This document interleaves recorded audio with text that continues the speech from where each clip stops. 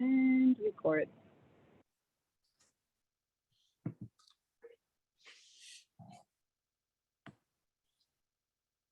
Okay, we're on and excited to be here with all these beautiful people, panelists, residents, guests. Welcome. It's a great, great pleasure to have you here. I want to, first of all, give a moment to our invited guest critics to introduce themselves, and then I will briefly describe the project brief before we start with the presentation.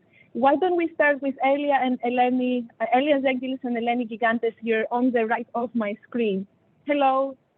Hello. Good to see you. Good to see you, Stephen. Well, we are partners in architecture here in Greece, in Athens. I am also teaching. I have been, Eleni has been teaching also at ETSAB in Barcelona and also in professor in Belgium. In Belgium. And I've also been doing the occasional fall semester at Yale. That's enough. That's it. Eleni? That's enough. Thank you. And Paul Warhol, Paul, same as Eleni and Leah, also lectured for our residency program this year. So it's great to have you back. Paul? Well, thank you. Thank you for having me. I don't teach, and I'm only occasionally asked to do this sort of thing because I provide a outside of academia perspective sometimes, but that's also my role as a photographer, is to kind of observe from the outside and finally immerse myself. So hopefully I can contribute to today. Thank you. Thank you. Anthony Titus. Hi, good afternoon. My name's Anthony. I'm an architect, artist, and teacher based in New York City. Very happy to be here today. I saw an earlier review, so I'm excited. Same, Jose. Our request was also in a previous review. Good to have you back, Jose. Hi, everyone. Thank you for having me again. I'm an architect and a writer, and split my time between Paris and New York. And typically, I teach in New York, and I look forward to seeing the progress from last Tuesday.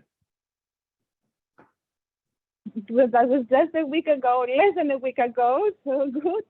And Vanessa Keith. Hi, everyone. I'm Vanessa Keith. It's really great to be here. I am the principal of Studioteca Design and the author of 2100, A Dystopian Utopia, the City After Climate Change. It's great to be here. I also teach at GSAP and University of Pennsylvania. Thank you very much, Vanessa. And then briefly from our previous residents, we have Brian Hartman, Jessica Martin here. Jessica, good to hear a quick word from you, what you're up to these days.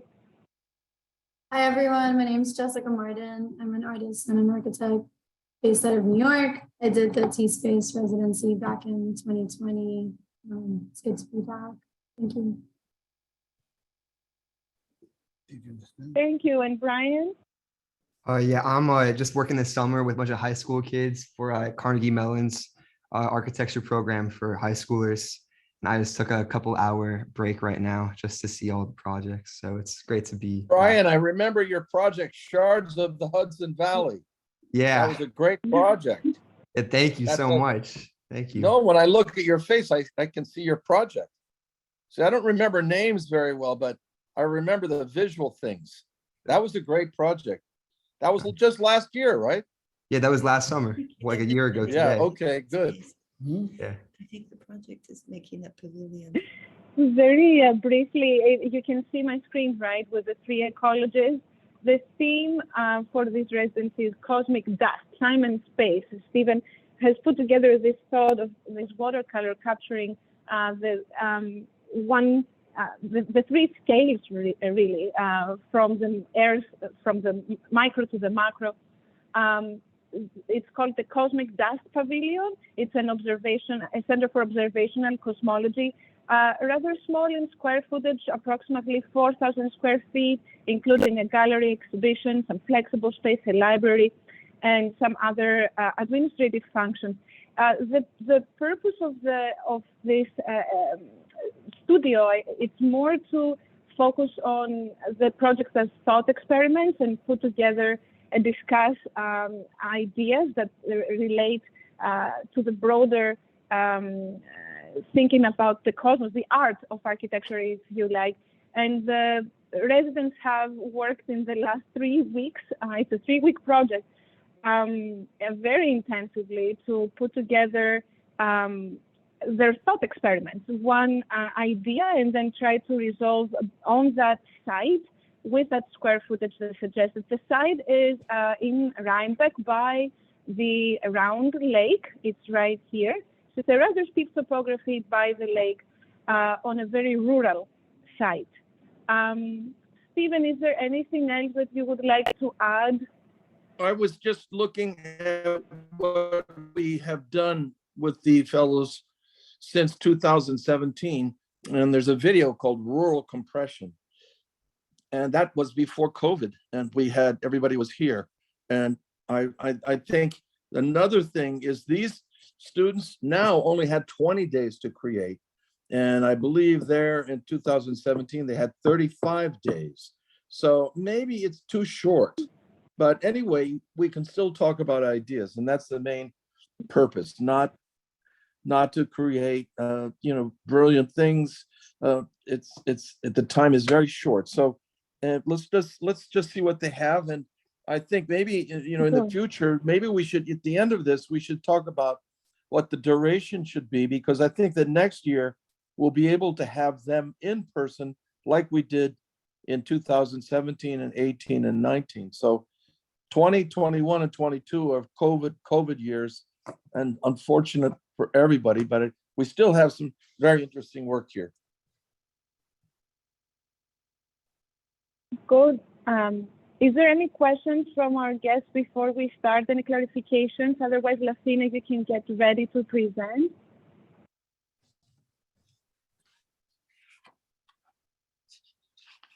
Yes, should I start? Yes. Go ahead. Okay. Yes. Okay, I'll share my screen. Hello, everyone. I'll share my screen. 1 second.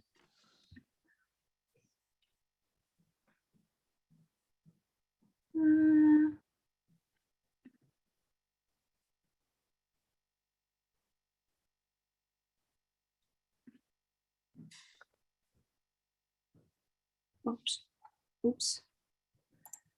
Sorry. I closed it accidentally. Okay. Okay. You can see my screen, right?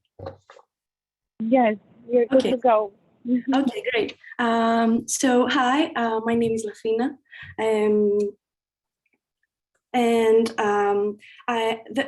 First, we read the brief, and I started thinking, what is cosmic dust? What is space? What is time?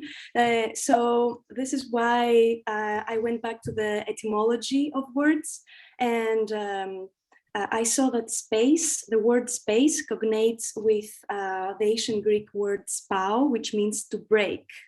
And also some other definitions I liked was it means an interval of time, a gap, an empty space.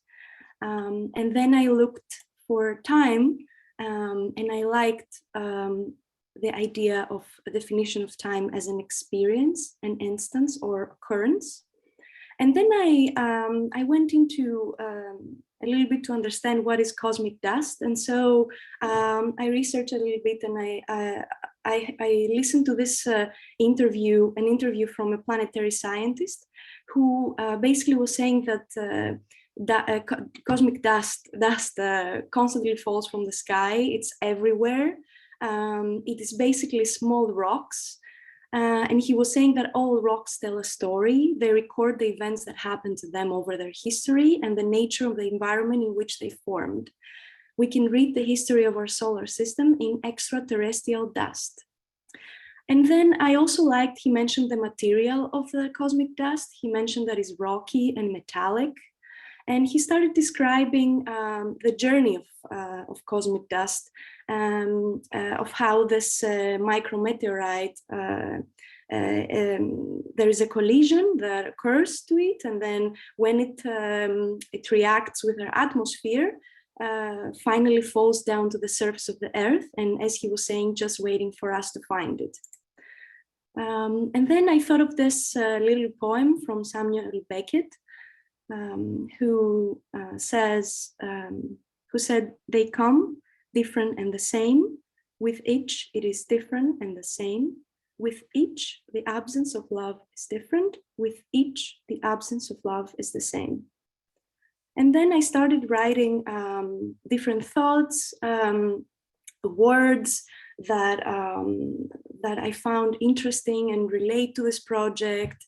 And I started writing this little piece, which I can quickly read it for you. Broken, I see cracks, light coming in, leaves fallen on the ground, from the earth to the sky, layered experience, micrometeorites, stars fallen, static moment of an instance. It is a gap, an empty space, pooled vastness, extraterrestrial dust, scattered thoughts reflected in the design. Am I present in the present? My present? And so I was stuck. I really liked, it's better to say, I really liked this word broken, that space relates to this idea of something that is broken. And so I started researching to see references from from pieces that they are broken or they look broken. And my first reaction to this was to basically break something. So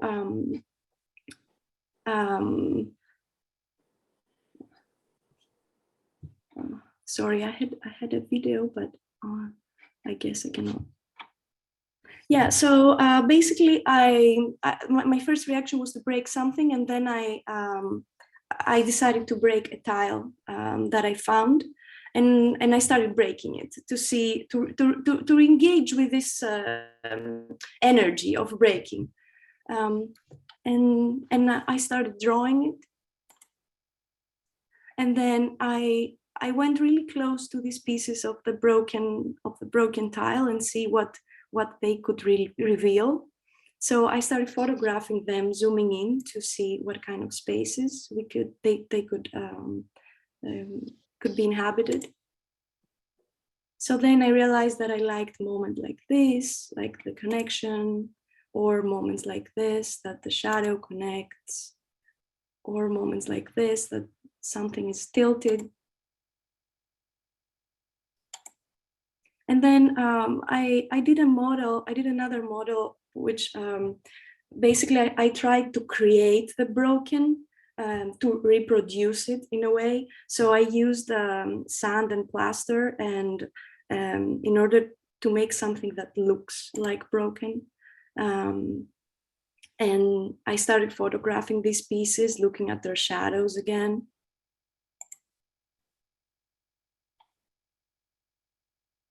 And then I decided to start breaking also different materials to understand how they break differently, and that was quite interesting for me to see how they break. That is a small block of plaster, and this is a twice as big block of plaster.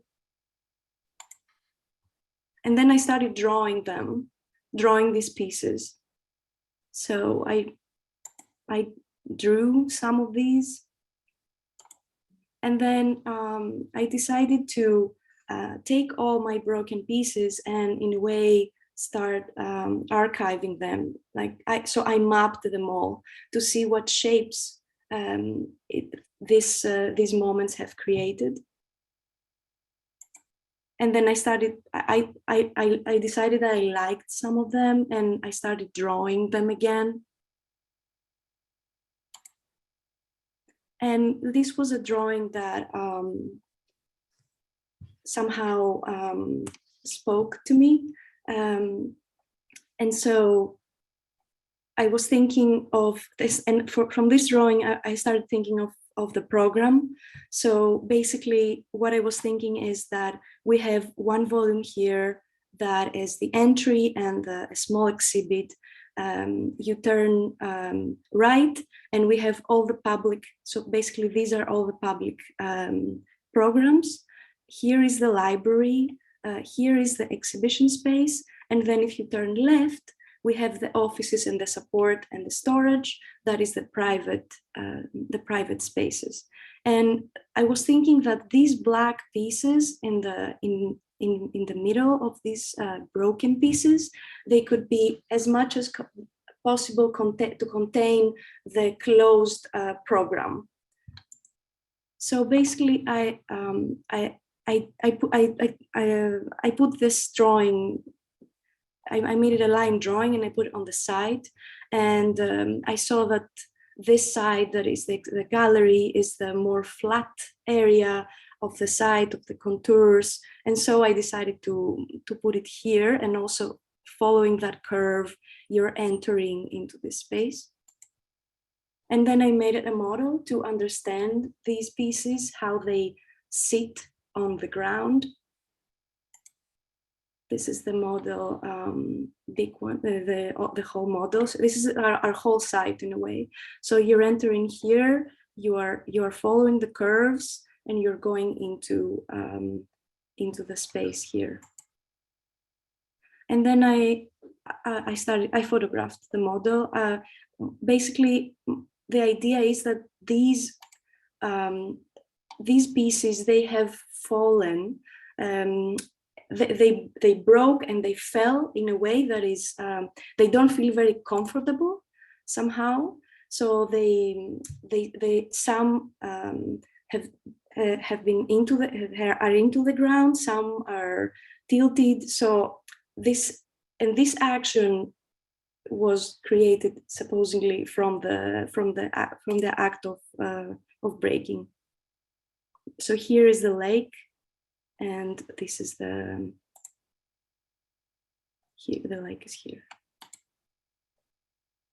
And also from the, I also made the square inside material, because I was thinking that this should exist as a footprint, that perhaps the plantation is different there. But in order to show the history of this piece, or its past, its recent past, this square should remain somehow. And so I don't know if you can see, here are the pieces. Here's a top view, and I don't know if you can see, but there is also supposing like grass on some of the tops, because as I was breaking the piece, I also broke it on the soil. That's why I said I had a video. I'll find it in a bit.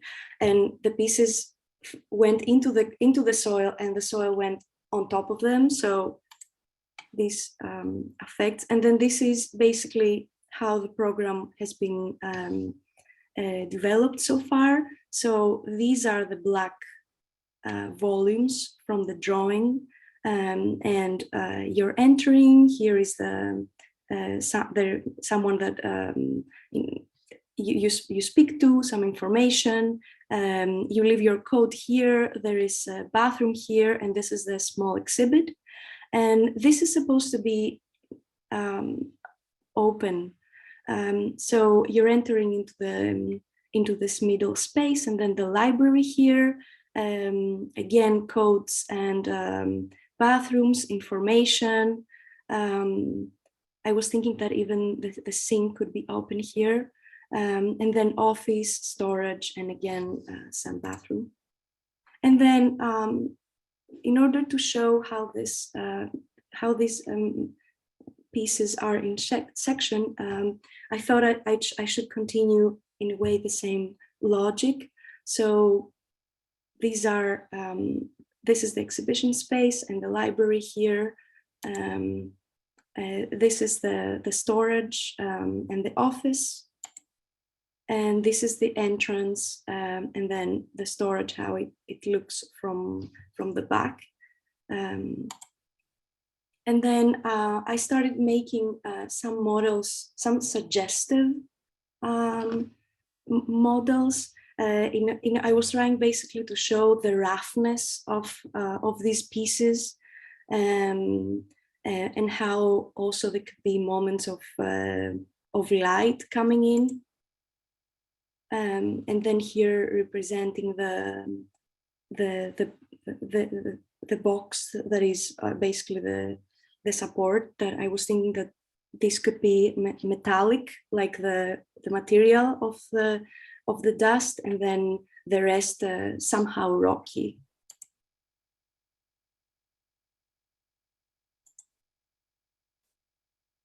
And how this metallic could also reflect the outside.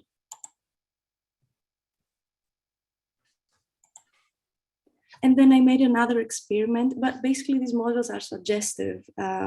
So in order to show this roughness from the inside and how it could also be open, having some ideas of cracks. So I was trying another materiality on the inside of these pieces. And again, the box. Yeah, that's it. Thank you so much. I really love this project. Oh, I think Stephen is talking, but he's muted. Oh, Stephen, you want to unmute? Oh, you said you had a video? Could we, is it? yes, it's here. Oh, I should share again. I don't know why it didn't show before.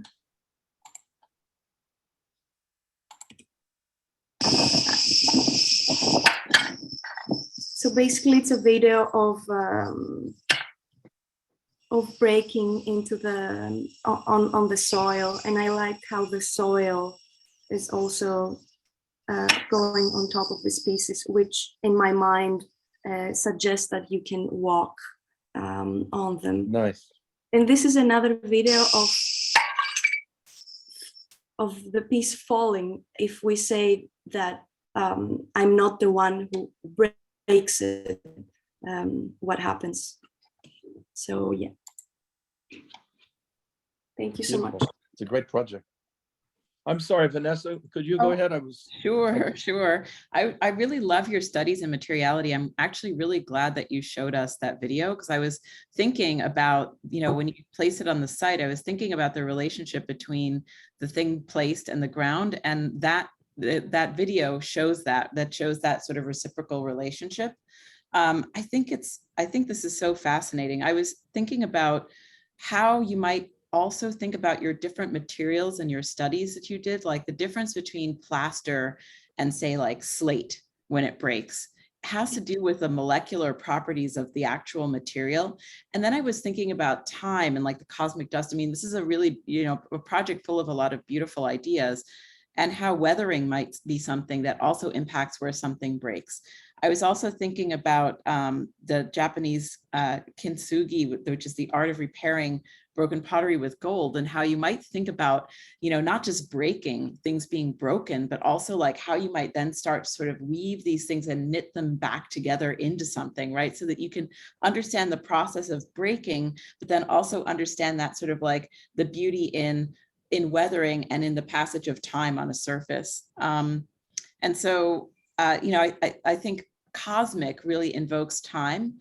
And that's why I started to think about weathering and started to think about how you could sort of have that even maybe in the experience of the pavilion as people walk through. Like you might want to think about areas that people touch that can then, be impacted in some way over time. Like I'm thinking about that, I forget where it is, but like there's a famous staircase. I think it's in Rome or in Italy. It's like a holy staircase, and it is so, it's marble. And you have to crawl up the staircase now because it is so deformed from so many years of people walking over it.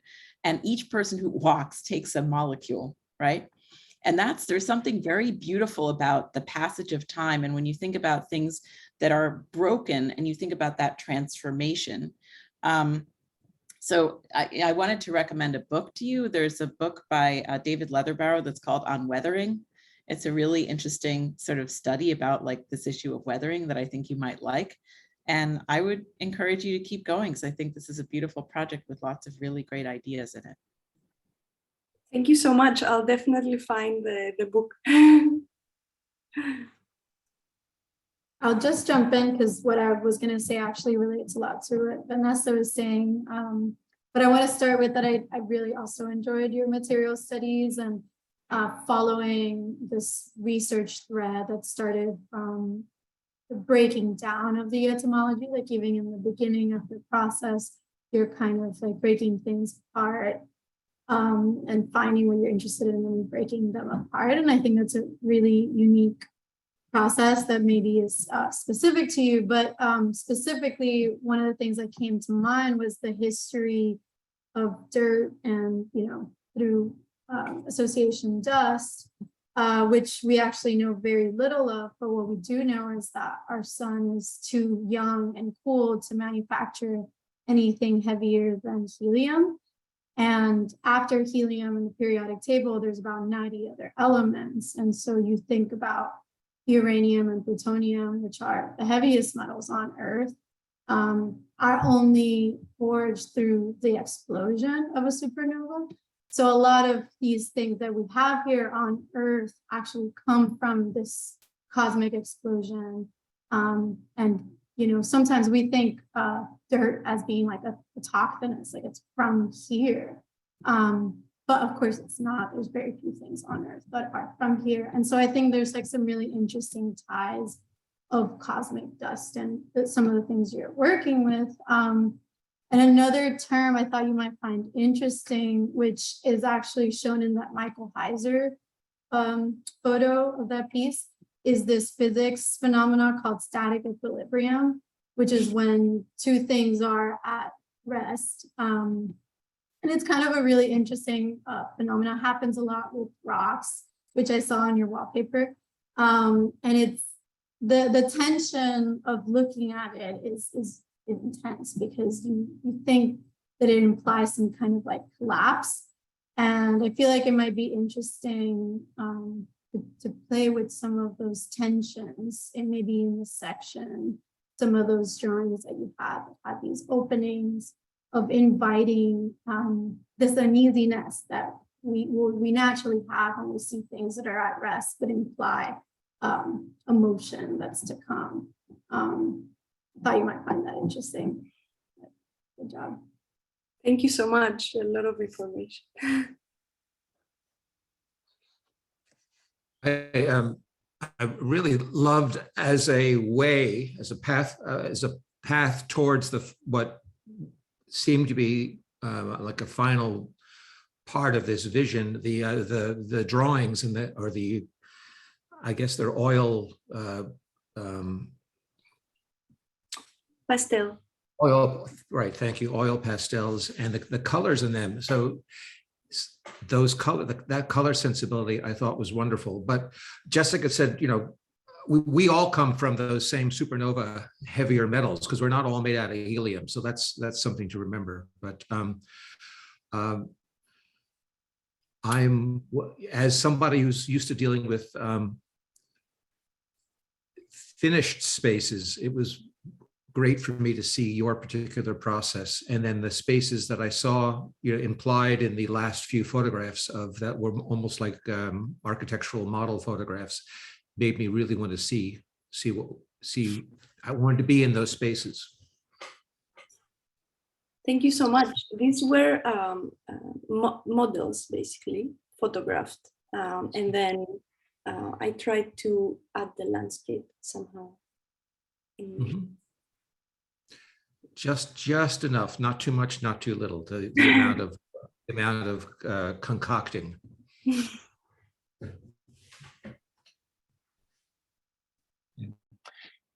Lafina, so you stuck with that one picture that was beautiful, and you can tell how off of that it all came together actually quite nicely relative to last Tuesday. Just a couple of things that I would perhaps give a further thought. One is that something that's really successful, I think, in my view, is the kind of instability that you perceive from the outside, and you can kind of see very clearly in the model shots. But then all of a sudden, when you show us the views of the interior, if I remember correctly, most of the walls are actually straight walls. So what we perceive as unstable on the outside becomes stable on the inside, right? And then the game becomes just about the texture of the surfaces, right? Which was already extremely successful in itself. But I wonder if some of that instability of the exterior should also make it to the interior, right? Go ahead. Yeah. Oh, yeah, go ahead.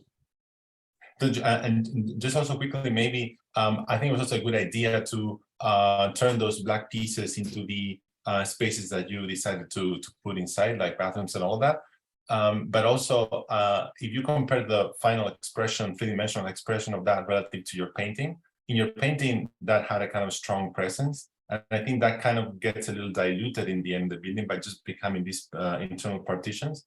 So I would try to think about ways to make it, sort of volumetrically present somehow. Maybe if it's just a very subtle thing, but for them to also, for example, by having slit around the outline that we perceive on top of the pieces, or by having them just stick out just a little bit so that they also, become sort of something on the exterior, just so that they don't disappear almost like they do now. I think that's something that you want to kind of think about. I'm not sure if it will make the project better, but the latter I would kind of think about. But congrats, I think it's a great improvement since Tuesday. Yeah, thank you so much. I agree with the walls, like you were saying. I tried to do both to see how it looks. So, for example, there is this image that the walls are, and the opening is, and then the idea is that the black volume is straight up, and then the other volumes are tilted, but totally, and I totally agree. There should be more tilted exterior volumes. Thank you so much. Including the floor, the horizontal plane. Shake that up a little bit. Yeah. Yeah, it's amazing to think this is 3 weeks. I mean, I'm going to concur, obviously, with much that has already been said. It's an incredibly beautiful project. I think maybe if there's one small thing I can maybe add is to refer to something that Vanessa mentioned in the beginning about the idea of breaking and reconstituting. I almost feel like the space between these fragments, the void, the light and the shadow, maybe that is the reconstitutive, that is the element of reconstitution. There was a beautiful photograph that you showed. I think there were 4 of them, of the fragments composed, and there was one on the upper left where you could really feel that symbiosis between the fragments and the space in between the fragments. And I think that, to me, is the real key to your project. I think it's an amazing body of work, and the processes, I should say, plural, that you've invented are really staggering. I mean, from the sketches to the photo model montages, I mean, it's a really, really smart way to work, because when you're pressed for time, as has been mentioned in the beginning, it's about ideas, right? It's not about absolute refinement, but I think you have a very, very clear idea. And last thing I'll say, it's a very startling project, because the way you've located it on the site, I love the starkness of the site model, right? Where you really see how long it's a perceptual condition, and you reach these fragments, they almost feel as if they've fallen and landed there, right? So it's a very archaic project, but it's also very, very sophisticated and highly tuned. So congratulations. I agree entirely 100% with this last comment. I tried 3 times to butt in, but I realized that my thing was muted, so you couldn't be. I just want to congratulate Lafina. It's an amazing exploration and an amazing commitment. But for 20 days, it's an incredible amount of work done in 20 days, and it's absolute congratulations. And I'd like to say, actually, everyone is giving you very good ideas to continue, but for me, it was like a fairy tale. And if you have just some recording of the way that you presented it, I think that's enough. You know, it's a beautiful project, just that. So congratulations. Thank you. Thank you so much for your comments. Everyone worked really hard. You will see now the rest is. Thank you so much.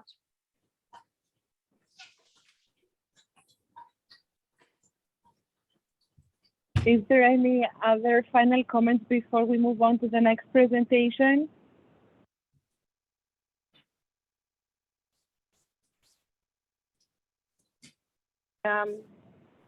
We can have, Jingwen, you can get ready to share your screen. Thank you, Latina.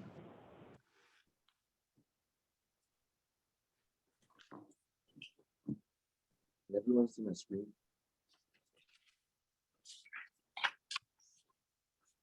So my project is titled Unearthliness Between the Intuitive and the Eccentric. And my project is really based on a premise that the center of the universe is nowhere and everywhere at once, as the cosmos expands indefinitely. However, under our anthropomorphic worldviews, we tend to make sense of the world as they relate to ourselves and our immediate environment, the Earth. We define space by involuntarily following our intuition of the Earth as the nucleus of perception and meaning.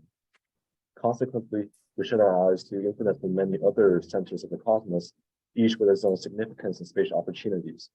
What does it mean then to liberate ourselves from the restricted geocentric paradigms of the Earth and embrace the unearthly aspects of acentric space? So what you're seeing here are some photos of my previous iterations, not a final model, but they do have something in common. So really the idea would be to have the cosmic world where you have like multiple nucleus at the same time, and also like the Earth at the center of the site, and see how those two systems collide with each other and how they form on each other. And Jingwen, just sorry to interrupt. If you can speak maybe a little more slowly or louder or closer to your mic, because you sound a little muffled. Oh, all right. Is this better? Let's try. I don't know if you have any headphones that you can connect quickly, but maybe a little slower and louder may help. Sure. Yes. So I was really inspired by this poem by Robert Kelly. So the acres keep changing places. There is no order, there is no center, but we stand right now in the sky. So for this most recent iteration, onto the site, I introduced 3 volumes of alien form. So they are not subjected to the single Cartesian space with the Earth at the origin. But these masses follow the intersection of multiple spatial grids. And I allow them to levitate and defy the gravitational field that fetters them to the singular center of mass of the Earth, but instead point to other imaginary centers of the cosmos, like a triplet of asteroids bearing a resemblance to where they came from far, far away. So basically what you see here are those massive asteroids I was talking about, like in those peculiar shapes that do not conform to the Cartesian system of the Earth. And then these massive objects are in turn allowed to become new centers of space and time as beams shoot out of them like tentacles into the immediate surroundings. Like the shadows of the room they grow from, these beams are projections of the eccentric objects in space. They become the means through which the alien volumes communicate with the earthly environment, penetrating air and touching the ground. But they create a dialogue with the site and weave an in-between space sandwiched by the familiar and the strange, the earthly and the cosmic, the geocentric and the eccentric.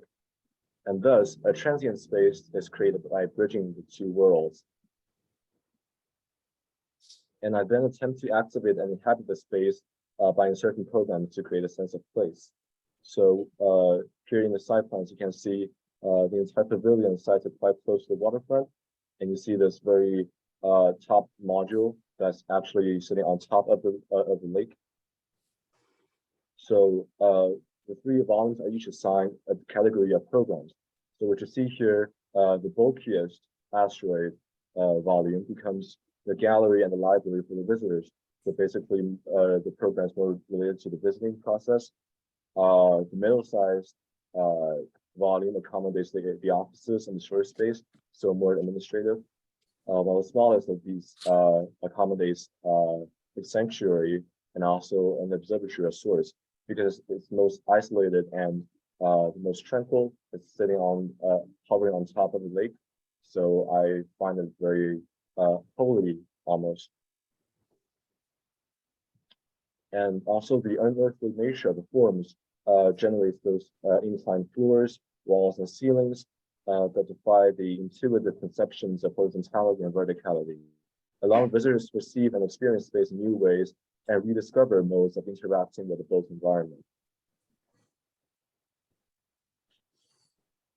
And by allowing bunches of beams to rupture and burst out of the asteroid volumes, they engender new spatial opportunities. So really one of the major operations with spatial gestures here would be to kind of slice those volumes that are in the air with those beams. So where they kind of shoot out of the volumes, they actually create those crevices in the volumes and split them in halves. And I intend this to kind of make the space more engaging, and also to really try to have this momentum where beams are actually like bursting out of those volumes and growing from those volumes. Do you understand what you follow?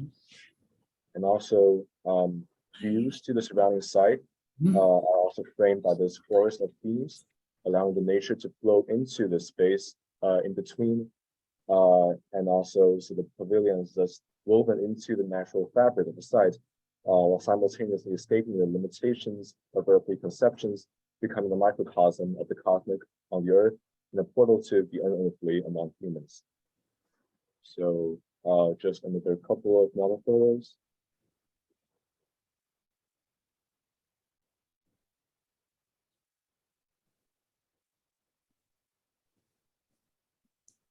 I'm trying to understand what it's all about.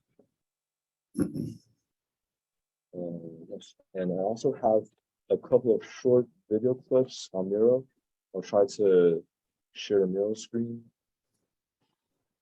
Technically, it's very competent. So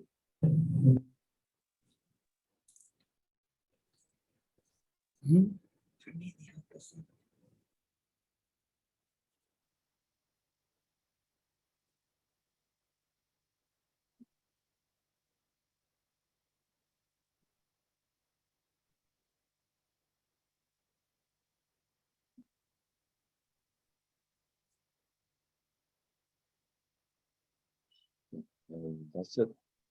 And look forward to any comments. Gwen, if you can share your project statement in the chat, if that's possible, if you have access to that, would be helpful, just because the audio quality was not very clear. Maybe people can read.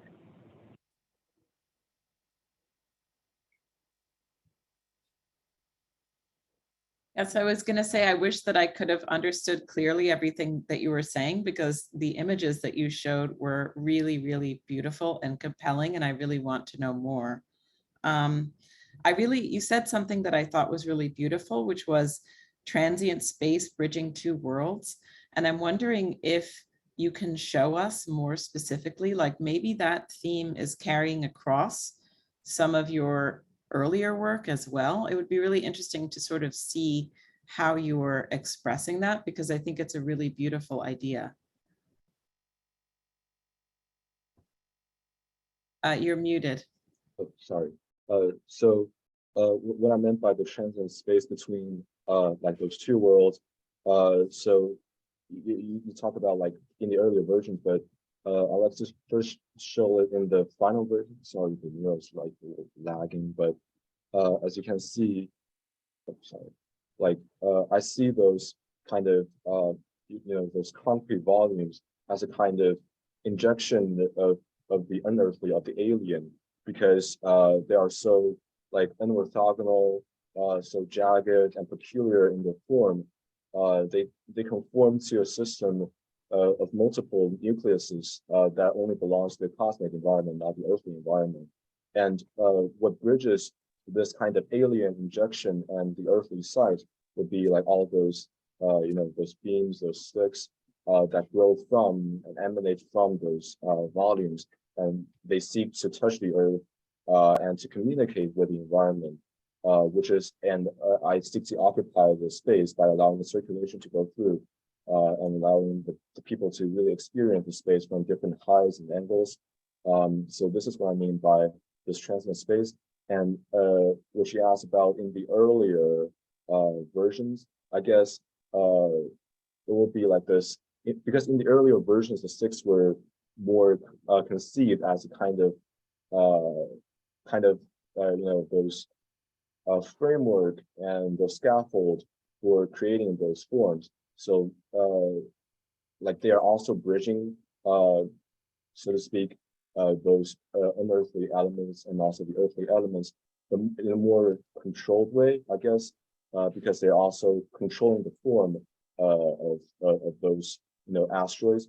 But in the final scheme, the asteroids are really controlling and growing those sticks, the means of communicating with the other world. So it's sort of like the concrete forms versus the sort of the sticks or the structure that's holding it up, or is it the relationship between the thing that you've made and the earth? I'm wondering that, and I'm thinking the drawings that you had that you showed, I think were really beautiful as well. And one of the things I'm thinking about is if you're thinking about transient space and bridging, I would have loved to have seen, and again, I know you had like so little time, but thinking maybe from the perspective of a series of snapshots, you have enough models that you could do this. Back in the olden days, we actually used to like take these tiny little cameras and put it inside your model. So even thinking about what the experience is like moving through this type of transient space as a threshold between two conditions, what does that feel like to somebody occupying the space? Maybe even thinking about that, it would be a matter of even just taking some photographs of your models that you already have and showing those moments, I think could be a really beautiful series of snapshots in this, but really, really well done. Beautiful, beautiful work. Thank you so much. The orientation seems to be unearthly. What I see are probably, skylights, look like they're oriented towards the heavens. And if you were in there, I mean, you wouldn't be looking at, thank you. Things are not, you're not looking at terrestrial proportions and terrestrial events. You're looking up and you're seeing clouds, and at night you're seeing beyond. I can imagine if somebody actually visited this place, you would be changed.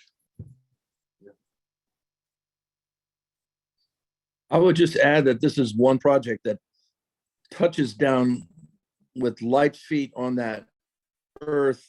That lake rises and falls some 2 and 3 feet over the different seasons of the year.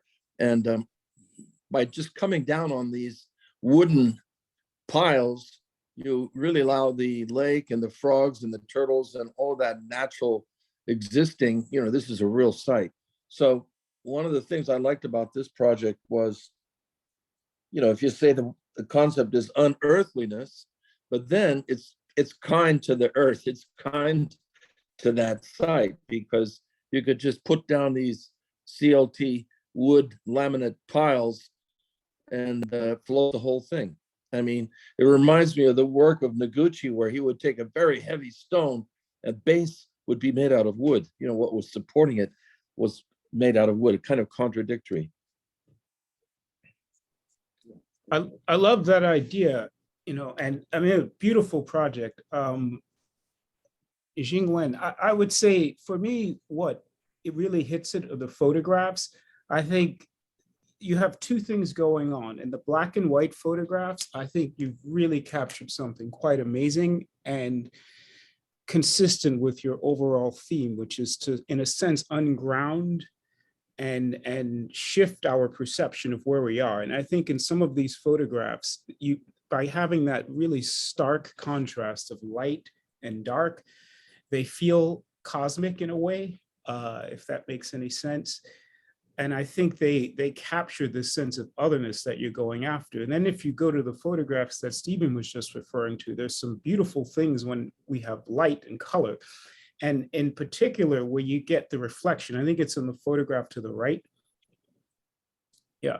When you start to get these reflections, I would look at that quite seriously, given the nature of the site, the location next to the water. So there's so many wonderful things I think you have going on in these two photographs. And I think, you know, it's, for me at this point, it's a project of photography and modeling. And I think the drawings come out of that. It captures the qualities of what you're going for, and the concept is very clear. Thank you so much. I just would add two elements that are ongoing in the context of such a crazy idea as cosmic dust, time and space in the Hudson Valley. And that is the photographs from outer space that were just presented by the James Webb telescope right in the middle of our studio, which puts your head into the cosmic space. And how do you make a piece of architecture that somehow captures that moment? And the other thing, which I found absolutely fascinating, and there's very little, spoken about it, but we found out in May, they made a photograph of the black hole that's at the center of our galaxy. A few years ago, they made the first black hole photograph by electromagnetic technique. And it was, surmised that perhaps these black holes exist in the center of all galaxies. And then in May of this year, they took a photograph of a black hole that's at the center of the Milky Way galaxy. Now, I don't know how you make architecture when that's what's going on in reality on the outside, but I'm really in favor of this stuff being unearthly. And I think he did it with this unearthliness. I think the James Webb telescope is a piece of architecture. Yes, it is.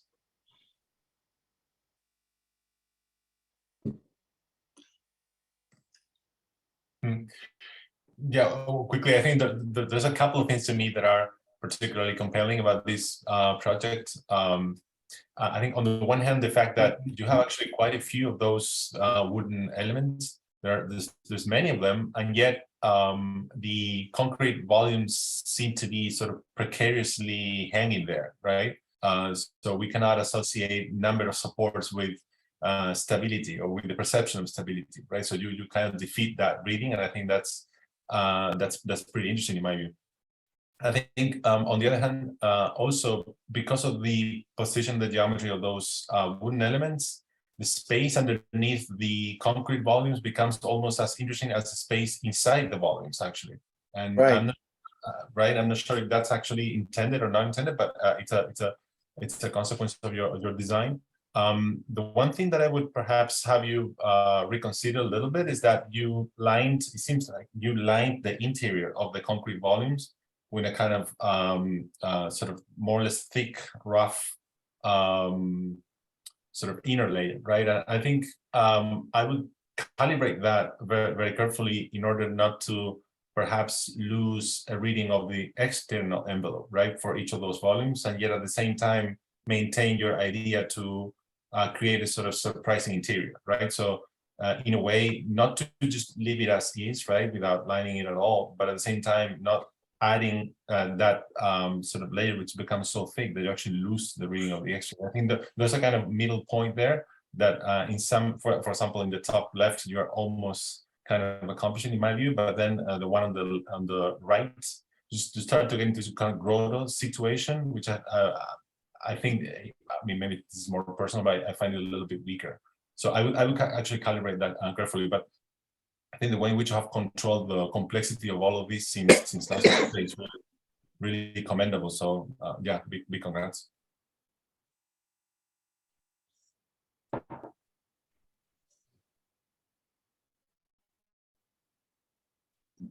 Do you want to speak? Hmm? Do you want to speak? No. Do you want? Yeah. Beautiful. Shall we continue with Teresa? Thank you so much for your comments. Sure. Just give me one moment. James, when you made it generate, you made the asteroids generators. You did it since Tuesday. Incredible. Should we speak about this? If you'd like to add a comment, please. Yes, while Teresa is setting up. Yes, Eleni, please go ahead. Irini, this is about the project we just saw. What I found fascinating about it is that if I went there, I would feel terror. I mean, it gives you that experience of alien terror, actually. And I like the way it goes into the lake. Are we speaking? Are we heard? Yeah. Yes. Mm-hmm. Go on. Yes, I was saying that what I like very much is that which nobody seems to have mentioned, this is actually quite a terrifying project. You've somehow brought this kind of alien feeling into it that goes beyond sitting on a bench at night and looking at the stars. I would experience this kind of awe and fear in your project. Thank you. Thank you very much. I think that's kind of all maybe something I was going for, because like it's the unearthly, the uncanny, the unfamiliar. So I think those kind of experience would be really interesting. And maybe as I dive into the interior and try to finalize and the interior elements a little bit more, I think those kind of experiences could be better articulated. But thank you so much. It's really insightful. Teresa? Yep. Teresa, ready? Can everyone see my screen all right? Yes. Okay. So my project is called Dead Ice, Inhabiting a Cosmic Ghost. And the reason I kind of went in this direction was I first entered into the idea of the cosmos and the kind of idea of infinity that's implied through looking at Round Lake, which is right on our site. And so I started doing research into how this lake formed, and it's a kettle lake. And so they are formed when what's called dead ice breaks apart from a glacier that's in the process of melting, or it's a wandering glacier. And so over time, this chunk of dead ice is covered with sediment, and then it eventually melts and creates this geologic hollow that becomes the lake. And so I started to think about what it meant to have this ancient structure kind of be this living thing that we perceive as the lake, and the idea of something that's ever ancient and ever new. And I was trying to think of time not as a linear motion, but as kind of this sectional cut that once you went deeper into the earth, you were actually entering into this idea of a cosmic past. And so here I just diagrammed out a conceptual idea of this formation on our site, with this chunk of dead ice, and then it getting buried over time, and then it becoming this deep hollow in my imagination of Round Lake. And so I began experimenting with how ice performs through that kind of process. So I began by smashing it, and then looking at that kind of fragment notion of it, the kind of harsh angle of a fractal. And then I watched it melt over time through these series of images. And I looked at how it meshed with the dirt, how that kind of ultimately enveloped it. And then I started to think about this site and what kind of massing I could speak to that would explain it.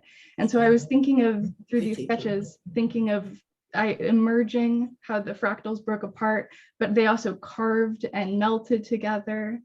And so I was thinking of how that might work.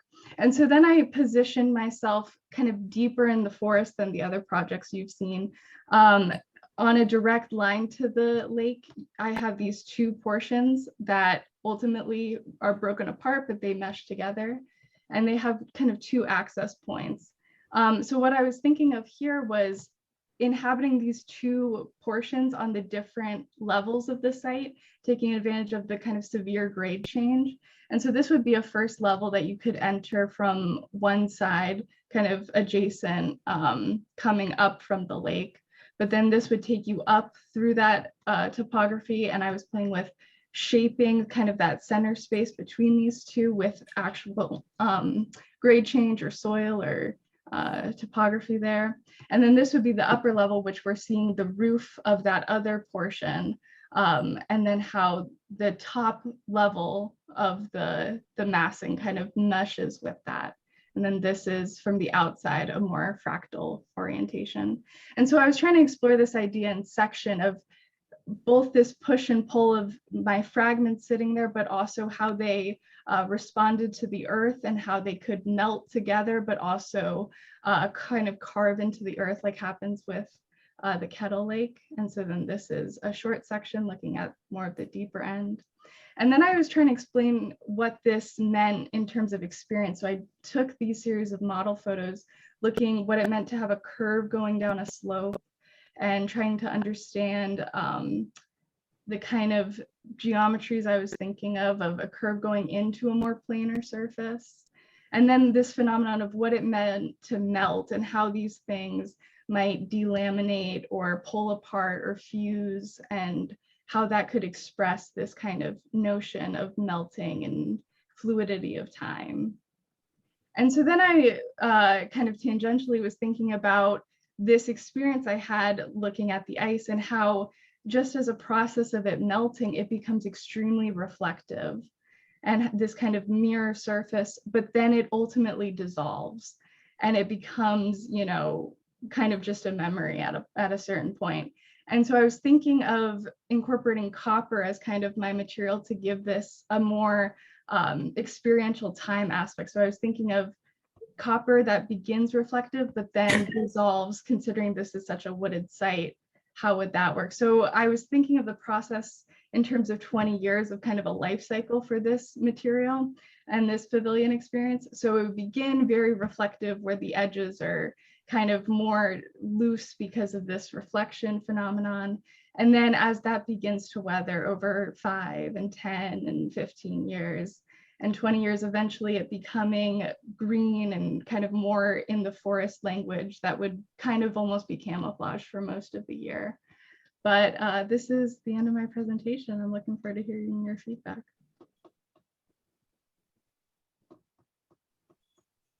So you made that copper model just in the last 3 days?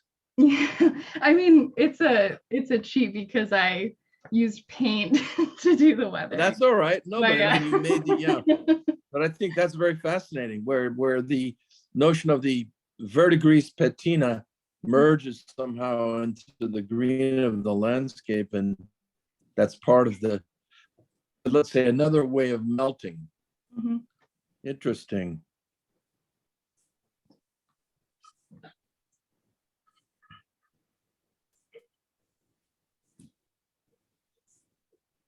I've always wondered about those myriad of lakes up in that part of New York State, in Connecticut, Massachusetts, and even northern New Jersey. So thank you for filling me in how those came about.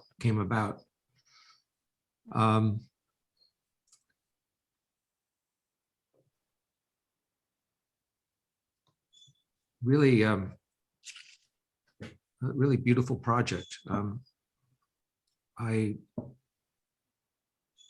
That's all I'm going to say for now, but I want to think more about it. Thank you. I love your research. Thank you for that. I think that that's really fascinating. And as you were talking, I was thinking about, you know, time and geologic time, right? And what that means and how this factors, you know, it's so interesting. If you think about, and state changes, right, with water, from water to ice to gas, and how all of these things, how you have these glaciers that can cut the earth, right, and break rock, right? But then when it becomes water, it can also, but it would maybe take more time, like a drop just going, right? I love the weathering studies. You didn't need to tell us, you cheated it, because I would not have known. Honestly, they're so beautiful. And so I think the section cut and thinking about deep in the earth going into the cosmic past, I think that that could be really interesting. And sort of maybe thinking about as you go up and down, not just the relationship between the pavilion and the line of the earth, but also as you go up and down, do you have that sort of gradient of time that's somehow expressed in the materiality of the pavilion on the inside or on the outside? And the notion of the fluidity of time is something else that you said that's really beautiful.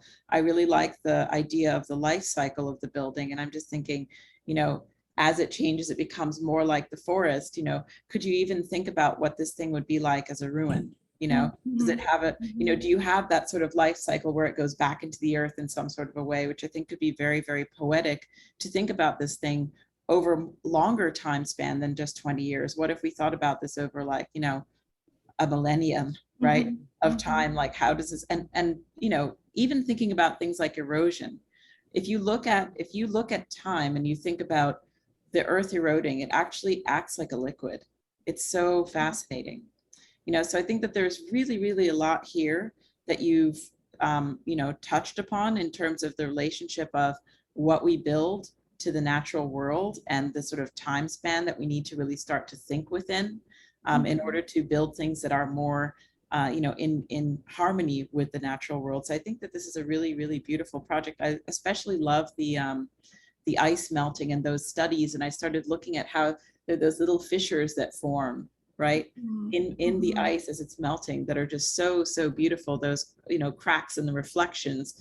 The way that you thought about the materiality based on those studies, I think is really, really beautiful. So thank you. Wow. The project has come a really long way in a matter of 10 days. I mean, it's amazing. I don't have much to add that hasn't already been said, but I think, you know, if we're going back to big idea, the question of time is as the underlying fabric of your project is very beautiful. And I think what this project puts before me is the idea that we exist within a relatively small fragment of a much larger process, right? So your project to me is very much about process. And I love the fact that you try to simulate in a rather poetic way the way that ice works, right? But at the scale that we can understand, right? Which is in a matter of minutes as opposed to thousands or millions of years, right? And the same with the patina, right? Something that would probably take a few decades to fully come to fruition, you were able to kind of simulate rather quickly, right? And I think to me, that's the beauty. When I saw the copper emerged, for me, the project went to a different place. I have one very silly little suggestion, and it's only because the images are so beautiful. Rectangles, much bigger, right? So that you can really feel the expanse of these rather than the kind of square. I understand the square. It's a small, stupid thing. It's not that important. I just would like to see more of it, but very beautiful, Teresa. Thank you. Thank you.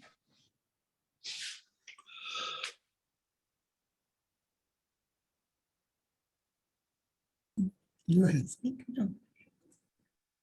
Isabella, why don't you get ready and see if there is any final remarks in the meantime?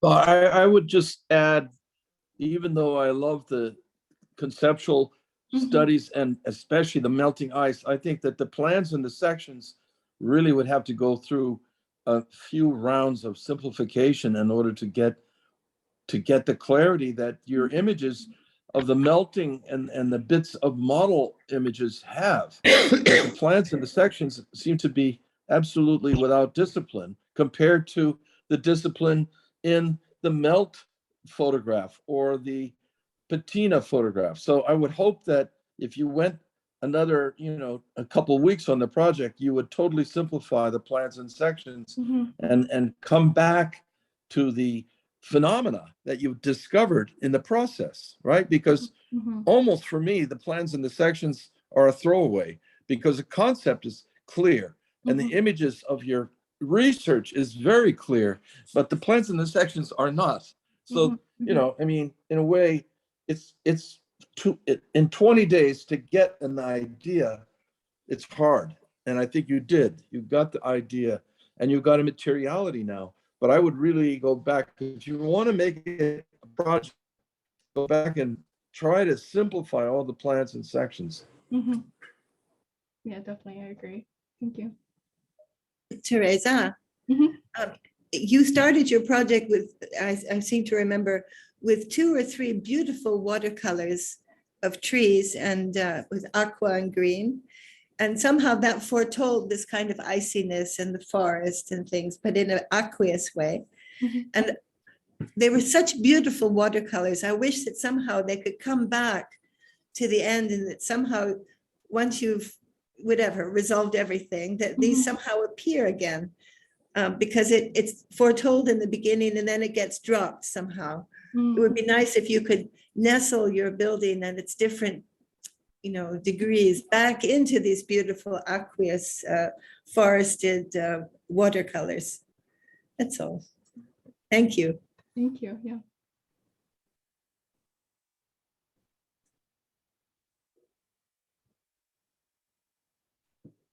Speaking of the plans and sections and knowing that the fifth iteration now is actually getting closer to capturing what is really important to capturing the plan and section, even though it doesn't quite work yet. I think through iterative process, you came to a place where you know what you should have included in the section as opposed to organizing program. And I think the translation from the idea to holding this idea into the plan and section is really important and very difficult to achieve. And I've seen your journey throughout iterating in plan and section, which lines, the curvy lines, the orthogonal lines, what to keep and how to make it echo your concept. That's the beauty of this exploration. But yes, we're ready for Isabella. Thank you, Teresa. Okay, hi, my name is Isabella. My project is called Recursion Curve. So this is a writing that I will read. The universe is expanding in all directions, yet in some parts it is collapsing. A black hole starts with a star that burns out and is pulled by its gravitation into a singularity. As this happens, the surrounding time and space fold in on themselves, while other matter is ejected, thus creating a contradiction. This dichotomy, where something escapes from what is becoming nothing, a form of recursive folding, is the driving force in this project. Through a series of investigations, I have explored how a plane, once cut, allows for a new segment to be pulled into this cut, thereby creating space. As the process is repeated, these planes come together to form a single entity. So this was my first study that was derived from the concept, a single entity that is self-contained but can expand as it pushes and pulls within itself. My second study, I began to explore how this total entity that folds in and on itself can create a recursive series of apertures, each providing a different perspective on and through the entity itself.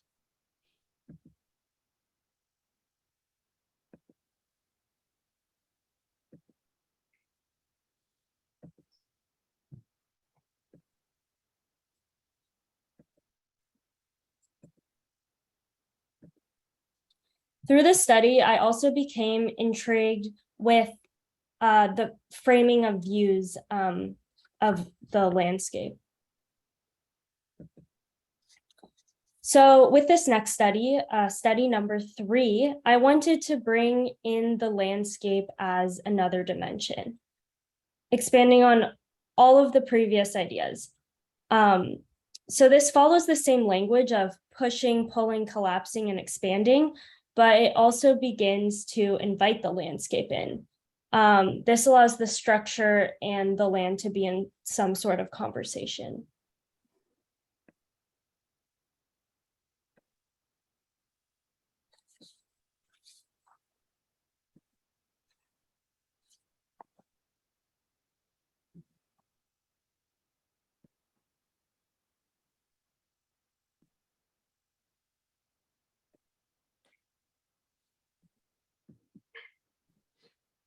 Okay, so in study number 4 and in number 5, I continue to interrogate the single entity that is self-contained, but can expand as it pushes and pulls within itself. So this is study number 4.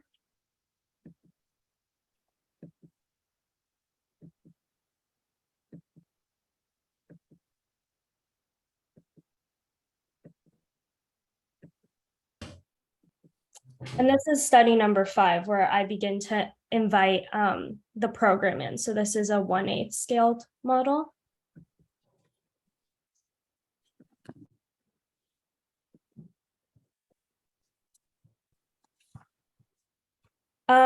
So study number 6, I begin to invite the landscape in as another force. So this pushing and pulling not only with itself, but also with the landscape.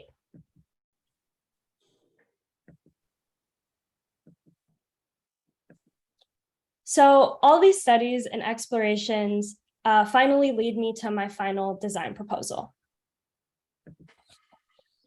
So to reiterate, I started with the concept of push and pull, and then I interrogate them with eventually this third force of the environment.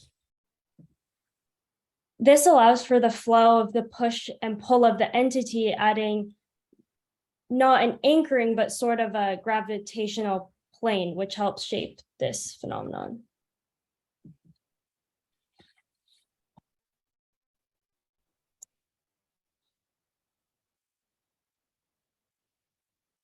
So in some ways, this brings us back to the cosmos, where not only something is created in the contradictory space of disappearing in the fold, but also the aspect of sighting, where the push and pull happen in space.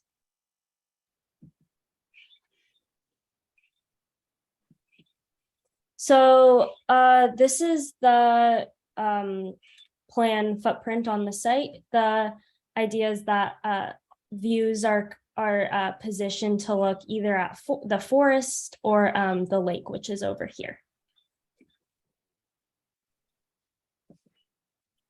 So this is a very rudimentary plan of how space could be organized, where this is gallery and library begins to intersect it, and you enter over here and you have office spaces over here. Here's a section. And then here are some perspective drawings on what it might be like to inhabit this structure.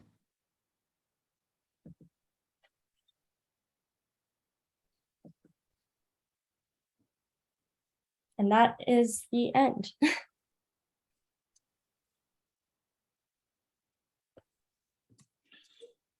Did you get to any materiality at all? I did not. Oh, okay. Well, it's a great series of studies. But could you go back to study number 5 for a moment? Sure.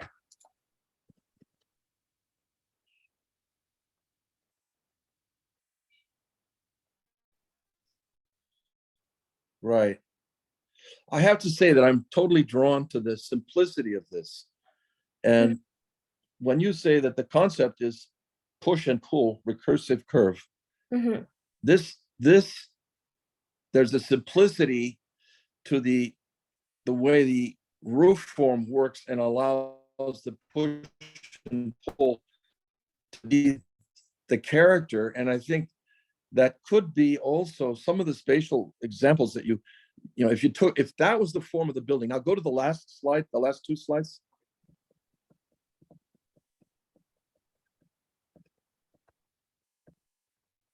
These 2? Yeah, I think for me, the possibility, could you back up one more slide? To this one? Yes. The possibility of study number 5 with the, you know, the experiential views that you're making here would be much better, because for me, I think that this roof configuration isn't about push and pull. Whereas in study number 5, there seems to be something that's being pushed against and pulled against. But here, the curves become gratuitous on the roof, you know? So it's sort of just, it undermines the clarity of study number 5. So but I think these could be fantastic, interesting moments in the experience. But I just wonder about the putting the curvilinear language on the roof. I think takes away from the clarity. I think that if we could have a look at study number 6, if I remember. Sure. Which I think that was dealing with the contours, wasn't it? Yeah, that's a study. Yeah, this one. I think this one is extremely evocative because that brings in a kind of an interface between your proposal and the slope of the landscape. I think there is a kind of very, very evocative interface there. And it's a pity that you did not follow that up further, because I think that's a very, very, very inspiring part of the whole process. I think I was going to say, I agree. I think study number 5 was really the one that stood out for me, and then this one as well. And I started thinking what you were saying, how fascinating. I mean, all of these projects have such interesting concepts, and there's so many directions you could go in, and there's obviously such limited time. But I was thinking about recursive folding, and I was thinking about what you said about something which escapes from what is becoming nothing, and that the universe is expanding in all directions. And I thought about when you were talking about the landscape, and I thought, is the landscape just the ground plane? Or is it a continuum, right? That goes, because you have things growing on the ground plane, you have trees, you have plants, you have the air getting thinner and thinner and thinner as you go up, right? Into the upper atmosphere. Right. So there are things that are tangible and intangible, visible and invisible, that make up what that is and how that works. And I was thinking, if you could start to think about, maybe, if you can go back to study 5, I do think that there's something that's so clear about that as a form, especially if you go back. I mean, this is a beautiful view, but the way you have the. Sorry, which view would you like? Go back to, I think, the first one that you had. Okay. This one. The way that you have that sort of, you have the moment that pushes in and then it pulls out, right? And you can start to understand what you're doing even just by looking at this. And I think maybe what would help is for you to really clarify your own process and your language, and what are the rules behind the making of these things as you're making them. Like how, do you have a center point and things are expanding in all directions, or what is the thing that is the kind of, and you don't have to start out from a completely rational standpoint. You can make these things and then look at them and say, oh, what did I do? And then refine, but I think that there really is something here. And I like that the other one in number 6 starts to involve a sort of gesture towards the landscape. But I would have the landscape maybe play a more active role in that, in the sense that it's not just a passive surface that's acted upon, right? But it's something that's like a continuum that contains many, many things that we can perceive, and other things that are relationships. For example, the canopy of the tree above us, and then the root structure underneath, which is this huge hidden matrix that we can't really perceive below the surface of the ground. But there's a lot to think about here. I think, really, really beautiful ideas. Yeah. Go ahead. No, I was just going to say that, the bifurcation that you've achieved, I think, is really the kind of power of what you put forth here. And I would agree, this, to me, study 5 and 6, these are the 2 studies that do it. And I think if it's this particular study, I think the thing that we understand is that this is almost like an instrument or a tool of measure that you've inserted into the landscape. And by its relatively elemental geometry, it's serving in contrast to the dynamics of the landscape, but it's allowing us to measure it in ways. And again, I really think it's very interesting how it, in the final scheme, it bifurcates at the end. You were mentioning something when you were showing the plan about when you're looking west, you see one thing, east, you see another. I think that's part of the next step, is to put oneself into the sequence and the orchestration of movement And then potentially, as Stephen mentioned at the beginning, materiality, because I think the way in which this either sits in contrast to or takes on qualities of the site is a kind of, a maker or breaker in this project. Beautiful set of studies. Miracle of models. Yeah. Yeah, the models really are the way to find the direction. I think that's what you really did. You really achieved something by making all these models so that Elia could pick his project that he likes and I could pick mine that I like, and we could tell you that where you ended up isn't good. And I think it's fair. It's fair. And that's what this is all about. For 20 days, everything, this is really an amazing model. And I want to compare it to two projects in history. There's a house by Toyo Ito called White U. It was one of the first houses he ever did. You know the architect Toyo Ito? I'm not super familiar. Well, you should look at his house called the White U, and he even rebuilt it. It was for his sister, and it was just simply a concrete U with a garden in the middle. Okay. And then there's another house by Kazuo Shinohara called House Under High Voltage Lines in Tokyo. Those two houses have absolute clarity of simplicity of form, but they're, this is the size of a house, 4,000 square feet. They have this feeling that they get fixed in your memory because of the clarity. And when you say the word push and pull, by the way, there's two moments that, one is pulled out and the other one's pushed in. And they need something to push and pull against. And that's why the rigidity of the orthogonal bar, the simplicity of it, is needed to be able to read the push and pull. Whereas the way you ended up in the end is just all over the place. It's like so many that you can't get the clarity. You know what I'm saying? Yeah, I think. And I just think. Oh, sorry. Go ahead. No, but I think that's what the great thing about a little 20-day studio is you can learn. Often when I'm doing design, I never get there. I have to go back to some other place because it's not a linear process. Design is not, the concept drives the design, but then it can go off the rail and you have to go back somewhere. I mean, it's just not a linear process. And I went off the track when I was doing the Chiasma Museum, and I had an idea in the first month, and then I did some other complicated things. And thank God, somebody else told me, Johanni Palasma said, Stephen, you can't have a courtyard like that in a museum in Helsinki. And I went all the way back into a kind of model like, hey, we finished that competition drawings, but there was a clarity to this chiasmatic intertwining. There was a clarity to the concept, and we won 416 other entries. And often that is really how you can get a client to understand your project. There's a clear idea and it relates to the geometry and to the space.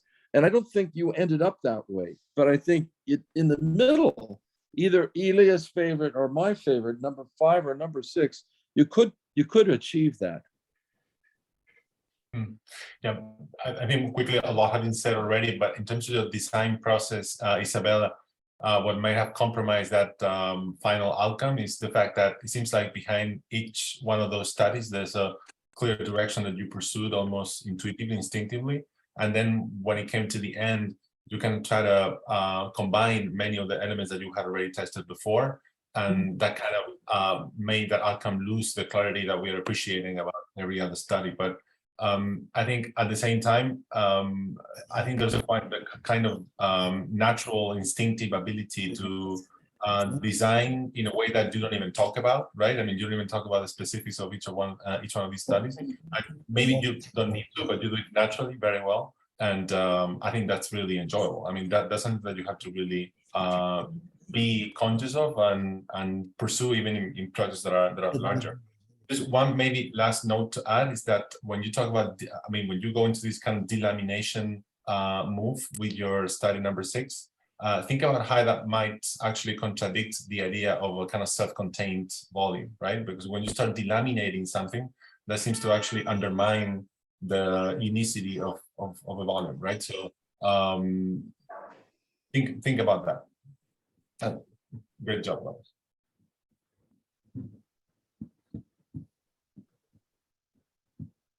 Great, thank you. Beautiful feedback.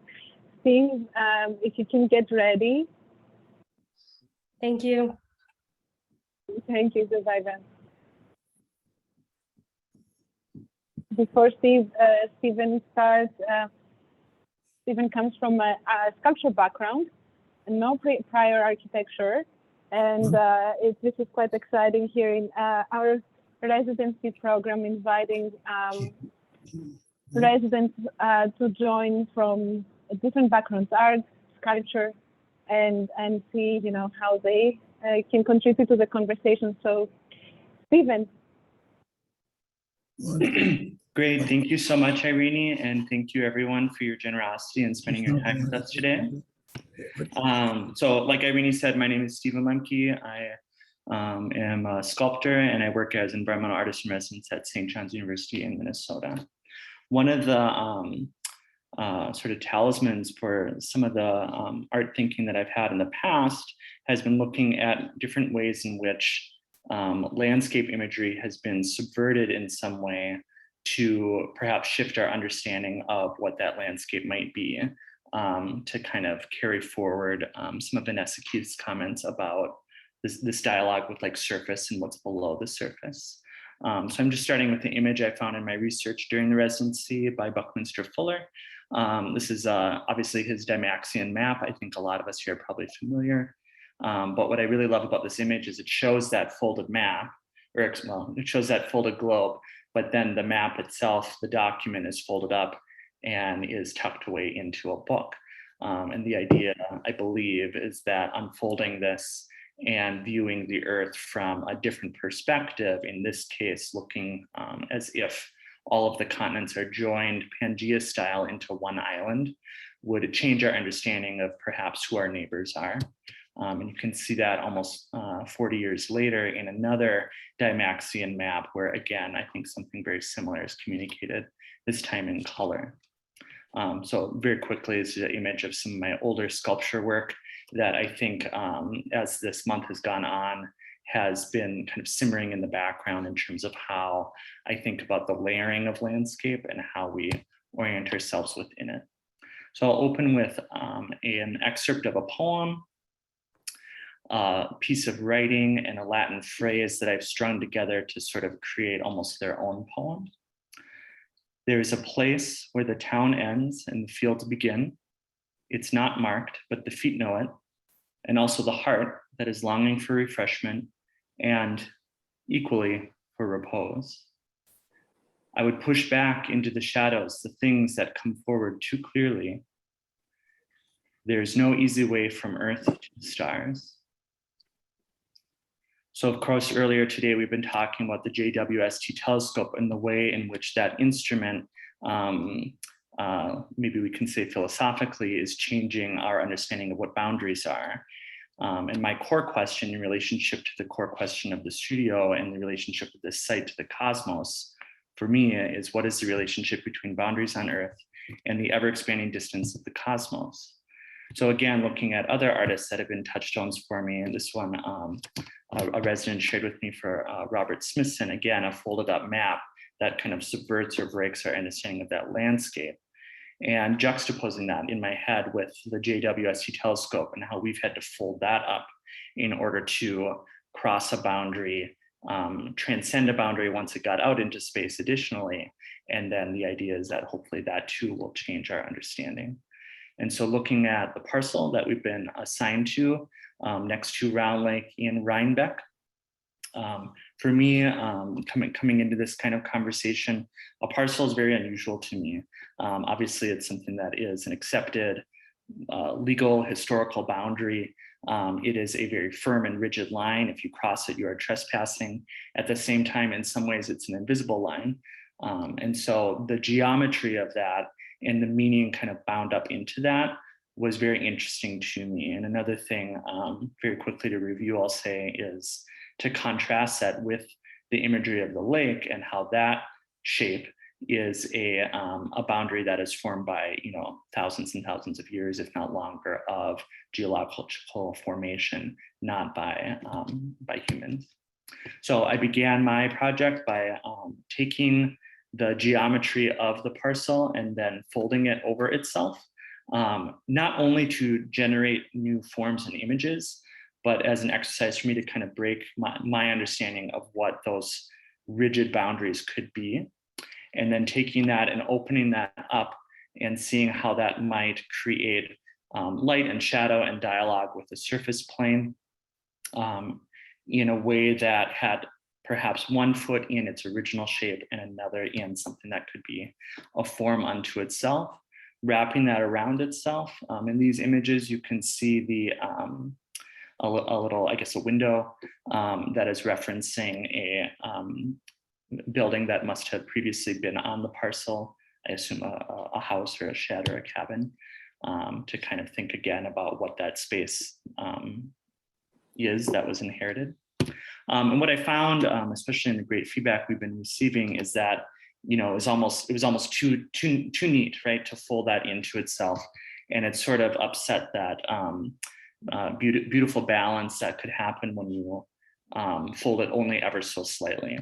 And so I went and started drawing in my sketchbook different ways in which some of those existing forms that I found might exist on a landscape when thinking about the site. Here's an early iteration of that where the buildings might occur somewhere between the hill and the shoreline.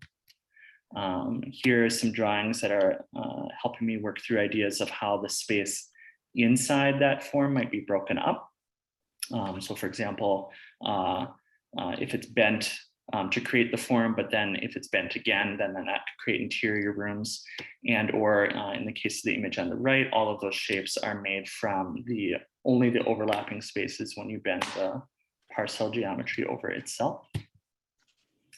And again, as I started to kind of settle into one of those shapes in particular, which is very elongated and seemed to have this dialogue between the surface of the building, the surface of the landscape, and then the landscape itself, I started to draw that out and think about how you might encounter that. So the working title for my project is the Lifted Earth Pavilion, which is an amphitheater, information center, and viewing platform on the exterior, and then a gallery, a library, educational facilities, and offices on the interior, similar to what we've been assigned. But there's something about that space, or that shape, I should say, that kept coming back to me as like this low incline that would be kind of like a very subtle lift. And there was something about that became like an enduring part of that dialogue for me. So here's an example of what that might look like on the site. One thing that a lot of us have been grappling with is the reality that the site is very full of trees. And so it's, we have, data for how that topography looks like, but to really visualize it from afar is one that I think of as being, very, very lush at present. And so this set of images for my starter model, thinking about what that interior might look like as you enter into it. And then in this image here, especially on the right, what that interior might look like, given that that is a partially subterranean form that is very much, kind of continuing down at this incline downward. So I built a larger scale model that helped me think about that on that larger scale, so I could kind of get in a little bit easier and add windows to it to see how its dynamic with light and shadow would play further. So this is the pavilion. You can see some, I think, kind of experimental folds and lifts of different features kind of surrounding the site.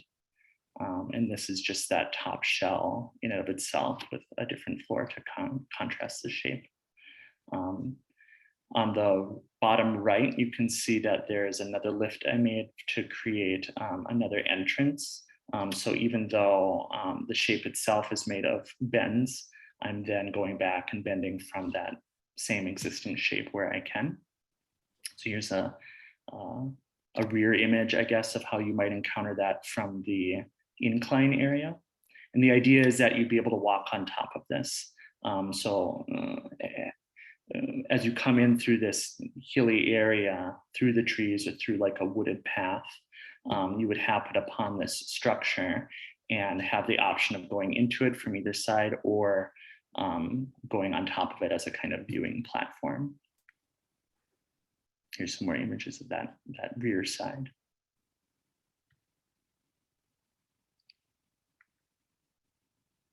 Another thing that that I think about when I think about how you might encounter this space in the woods is the idea that with this translucent windows at night, given that this is a public space in a neighborhood that I believe is a mix of public and private kinds of buildings, you would see that light as you walk through. And so there's other elements that might give you light to light your path, in this case near the amphitheater, small amphitheater, I should say, and in those other lifted areas. Here's sort of the more, I guess, visually primary entrance that you might encounter, primarily with that translucent glass, so that as the day changes, the quality of light moving through that and coming out of it also would change additionally.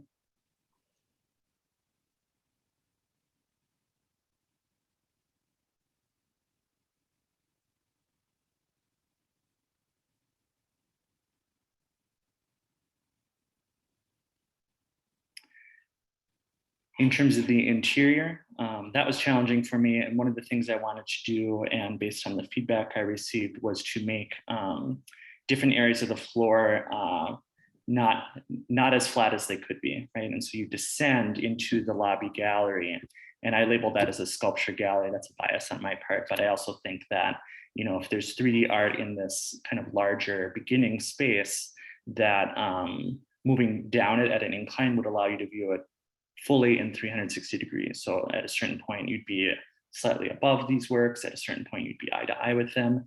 And as you descend down further, you would have the option of turning around and looking back up at them kind of from underneath.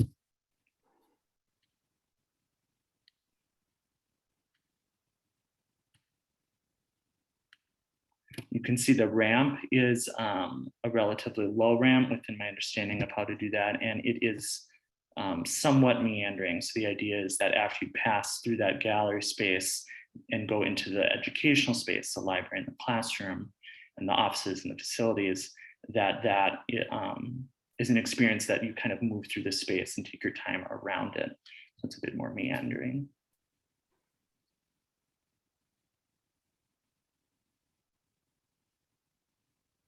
And with that, I welcome your feedback. Thank you. Amazing amount of work you've done in the last. Did you work day and night, 24 hours?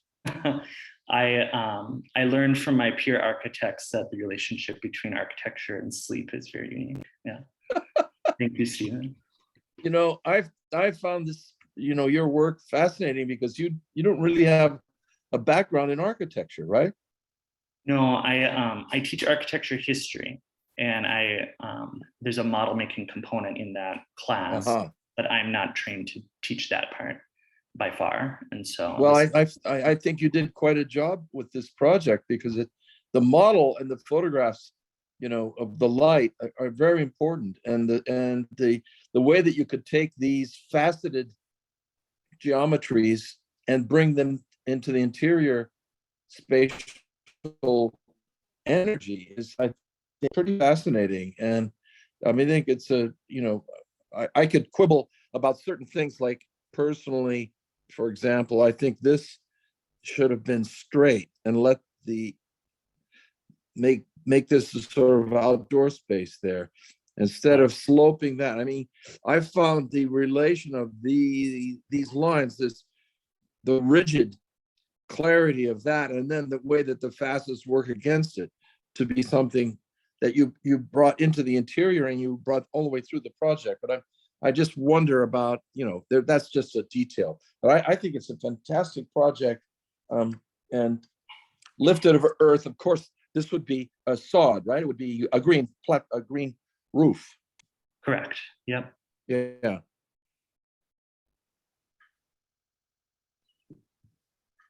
We'll let others speak. I'm too dominating.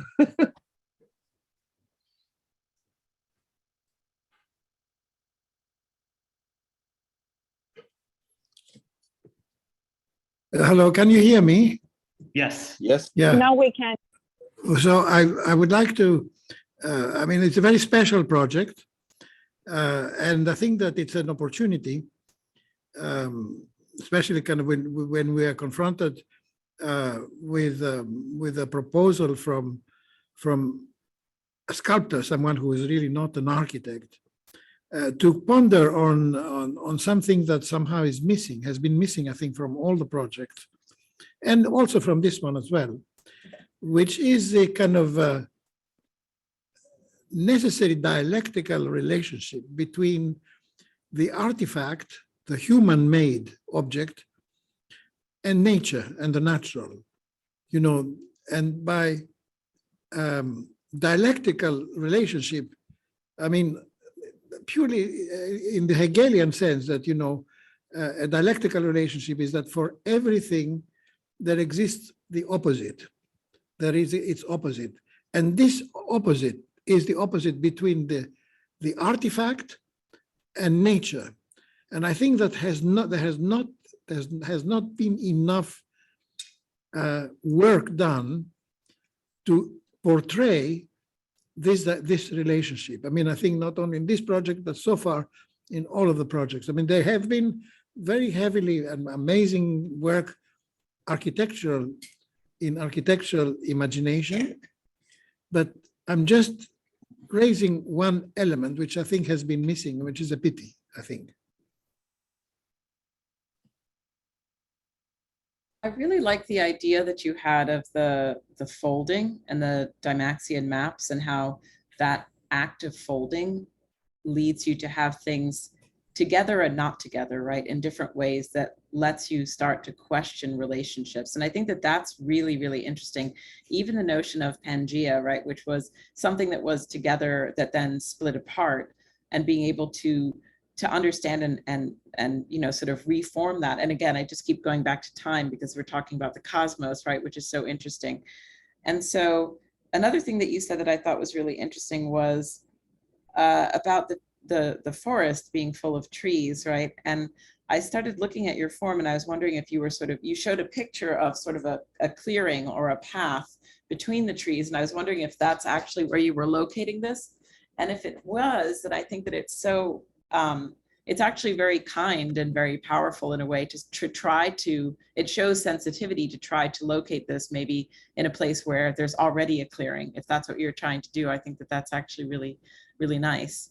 I was thinking though about the folding and how the folding seems to have kind of gone away in the last iteration of this. Some of your studies of shadow and light are absolutely stunning. There was one that a couple that you just flashed by really fast, and I was like, oh wow, that's really fascinating. I want to look at that and understand that relationship, right? Because over the course of a day, the light tells you time, right? This is something actually I learned from Hervé Descott, who probably Stephen knows, who I worked for right at the beginning of my practice. And he talks about how you can tell time over the course of the day, right? And he wants to do that with artificial light, right? So that at night you can always tell that sort of constant change, right, which is happening. So I think that there's a really powerful idea there, but then somehow the folding from your original studies has sort of turned into just kind of an extrusion of a shape that has bends in it, right? Kind of almost in one direction. And I'm thinking about, like, you know, again, like what has been said on some earlier ones, it could be really interesting for you to go back into your study. You talked about having difficulties with the interior, and maybe that's because you've rendered it as a sort of solid extrusion, right? Where there is not really any inside, except for the suggestion of looking through this translucent part of the model and imagining what's in there, right? So maybe that could be something that could help you, but I just think that there's a lot here, especially in that idea about the layering and the folding and the shifting orientation, right? Based on whether it's folded or unfolded. How can you take that and sort of perceptually, not just as an object, start to understand that relationship and how that gives you a sense of space? But I think you've got a lot here. And I keep going. Thank you, Vanessa. Thank you so much. A couple of quick details. Go ahead, go ahead. I just said congratulations, that's it. Well, I was just gonna add a couple of details, Stephen. One, I remember that in the more kind of essential model that you already had last Tuesday, one of the most appealing elements of this proposal was the fact that it combines a kind of flap quality of the roof, right? With the fact that space was partly carved into the earth as well, right? Both things were actually happening at the same time, right? So that's that was something that I think was quite strong. Now, because of the way you've enclosed the volume, even if it's a translucent sort of series of faces, we kind of lose a little bit that incision feel, right? And I don't have a sort of suggestion off the top of my head as to how to accomplish that, but it's something that I will kind of give a thought, because I think it was quite powerful.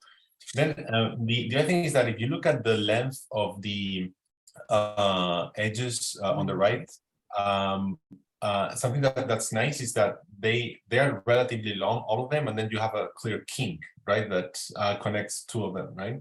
And that happens to all of them except for I guess the third edge starting from the lowest point, right, which is shorter, and that sort of suggests the reading of a kind of chamfered connection as opposed to two long edges that connect on a kink, right? So I think that's just maybe just a tiny detail, but it just suggests that if you actually had this go through maybe 3 or 4 more iterations, you'll actually be able to get a more refined series of edges in relationship to both volume and the opposite side of the roof, right? But I mean, if we can actually get to discuss these details after just 20 days of design, I think that's just testament to to how far you had it. So yeah, congrats, good work.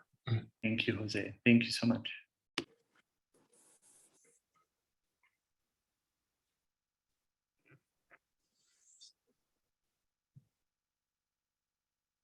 Jack, if you can get ready in the meantime, see if there are any closing comments. And yeah, you can go ahead and share your screen.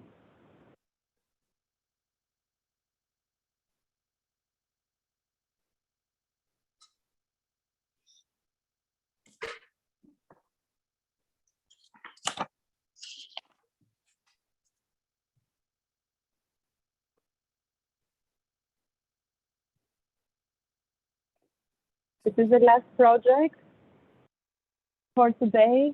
And so I think we'll see the full spectrum of experiments.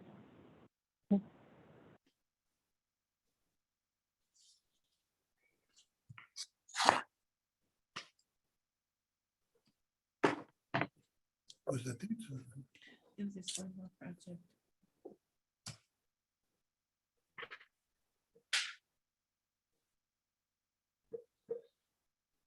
Sorry, I'm just launching from my other computer.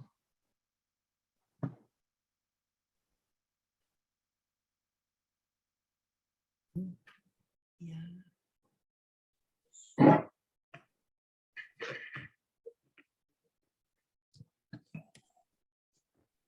He's here. Okay, can you see my screen? Yes, we can. Okay, so I'm gonna get right into it. The project is titled Torn Egg, so I'll get right into this. So we observe the universe in its stillness, this kind of ever-expanding abyss in constant flux, geometrically conceivable through moments frozen in time. The egg, an earthly metaphor for the cosmos, speaks of unborn time and a universe of the possible, collapsed into a single moment. This project explores a distilled moment in space, time, and light, where the pure form of an origin is stuck in tension with the Platonic solids which have historically shaped our formal Cartesian and planar certainty. A space of limbo speaks to memories of origin and contradiction, while allowing the visitors to peer into the landscape and reflect upon the timely questions of cosmos. So quickly, I was quite intrigued by this excerpt from Robert Kelly's poem, Phases of the Earth.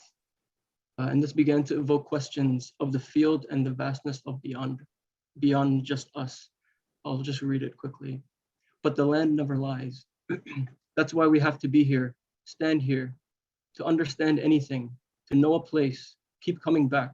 A field gives you everything. A field hives itself. So in thinking of the boundlessness of the expanding universe, this notion of the field being a space of beginning and recluse, this poses a question of vastness of the cosmos beyond us. Just even trying to fathom this kind of abyss. Perhaps this field speaks of the objectless experience of time. It is both absent and present, and this duality describes the present cosmological void we inhabit. So this investigation was really concerned with the field condition and this kind of tension between the planar forces and the clash with the space of our contained time. And what really came from this study was this kind of freezing of movement. This question kind of arises to me is like, how can we explore something beyond the ephemera? Something that's perhaps more temporary than an ephemeral moment. And further reflecting upon the questions of cosmic time, I was quite intrigued by this notion of how we observe the universe in its stillness. We read the universe, we kind of read it as this frozen form. We see this image. This is basically 400,000 years of data of the motion of the stars, but we can really comprehend this only as a kind of still form. And in thinking of the egg, this kind of origin, and the cosmos distilled into this embryonic state, this begins to speak about unborn time. The egg is this contained universe. This study of kind of dissecting the egg thinks of the field more as a collapsed condition, one that is folded into itself, negotiating time and stillness, akin to our experience of the greater cosmos, an ever-present potential like the unborn egg. So in this simple act, this kind of simple distilled space of the egg is this dual of the cosmos. It's kind of a dual into an earthly moment. And the tension of the deconstructed egg as this instrument can become a space for reflection within the site.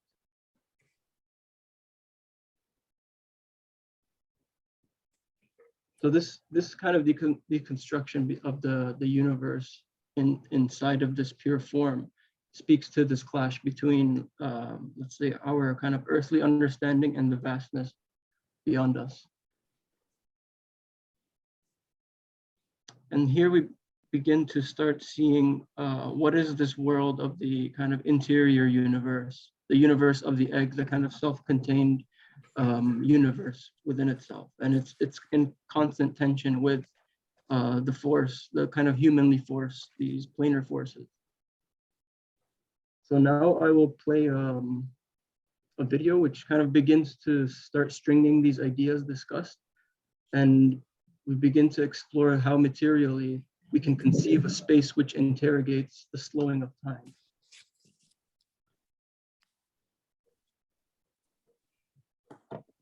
So I may have to share audio, 1 second. Yes, click on the share audio button.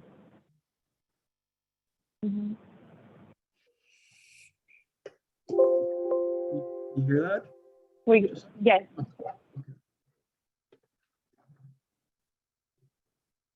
Satellite vision. We are leaving the homely. We are beyond the scale of understanding, beyond the field, beyond, where the horizon blurs sights and suns, when the known and love become the silhouette, and all that is familiar becomes unknown. The memory of a figure is only a memory, as the absence of a voice fills the void carving out time.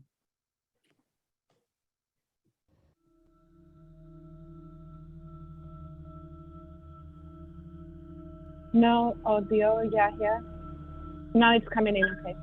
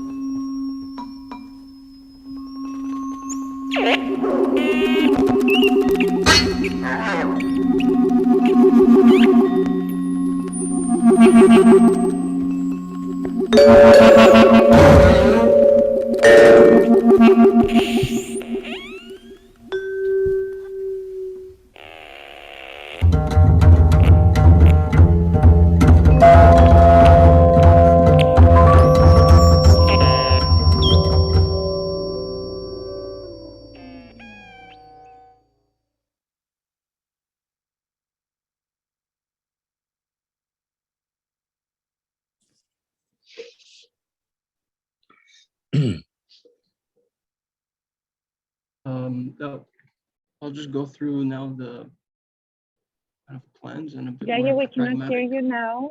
side of the project. Yeah, here your So this audio pavilion, is. it sits kind of Yeah, nested within yeah, the here. trees Can you along the adjust your coast. audio? Can you hear us? Yeah, here.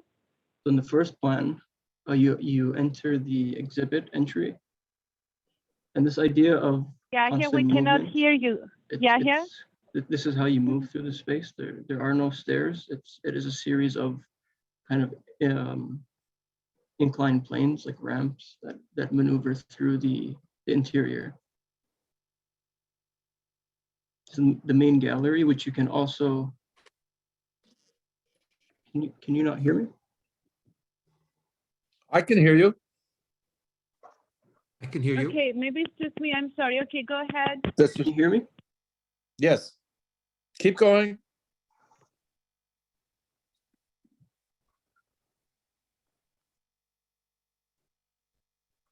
Oh.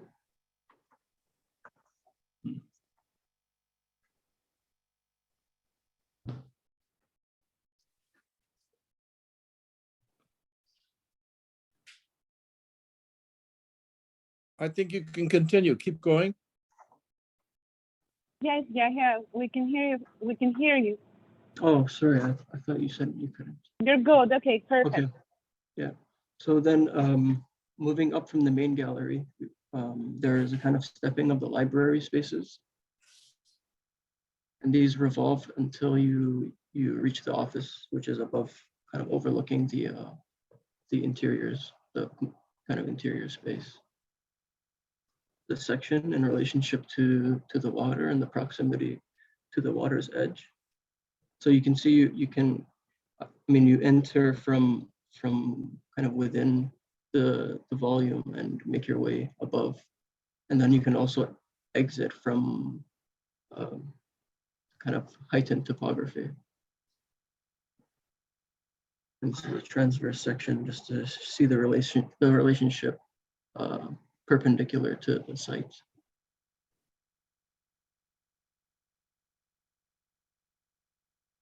Just a few kind of charcoal sketches to see the kind of form of the space and how it sits within the landscape.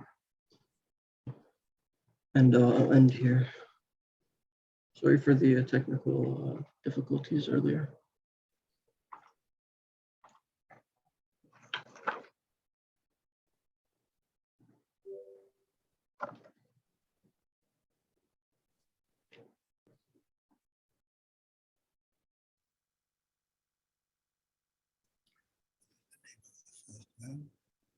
Could you go back to the image that the model where you can see the light coming through the membrane and the orthogonal elements are opaque?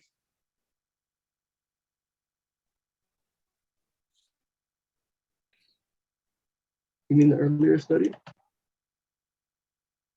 No, the model shots where you can see this sort of translucency. It was in the video. Yeah, this is good. Oh. Anyway, I think this just a short amount of time, and I thought when I was being heavy-handed and trashing your underground project, that you would have a hard time getting anywhere in like 4 days. But just leave that image up. I think the brilliance of it is in the there's one move, which is to intersect the egg shape with these rectangles, but to keep those opaque. And then if this is somehow fiberglass, some kind of translucent material, the dialectic between the two parts, the curve, the spherical of the egg, which is translucent, and the rectilinear, which is opaque, that's just absolutely amazing that you came out of the ground and been able to do all of this. And do you have like 10 people working for you or something? I wish. So you didn't sleep at all for the last 3 or 4 days? No, not really. Congratulations. You really came a long ways. Thank you. What a phenomenal project. If you hadn't mentioned the underground, Stephen, I would have forgotten, because I think I saw some early version of that about 11 days ago. I mean, not much to say that you haven't said with the work here, but I think, it's just the power of that luminous membrane and these 3 or 4 volumes projecting. It's just magical. And to think that there are 6 projects that are all so radically different, but go back to the basic concept of the problem as it's been set, which is to try to make us aware of cosmic dust or our relationship to time. I mean, I was looking at Stephen's first sketch where he kind of mapped out 3 different time frames, Earth to man to Earth to Earth, man to Earth. And I think it was forgetting the 3rd time frame, but it was 20,000 years, I think 4 million years, and then 13 billion years. And I think these projects really, every single one of them makes us aware of the moment we're in at now, but also something much vaster. And I think that's a very, very, very difficult thing to do. And I really commend you. I think the film was also very beautiful. I think the sonic texture was perfect for the images that you constructed. So congratulations.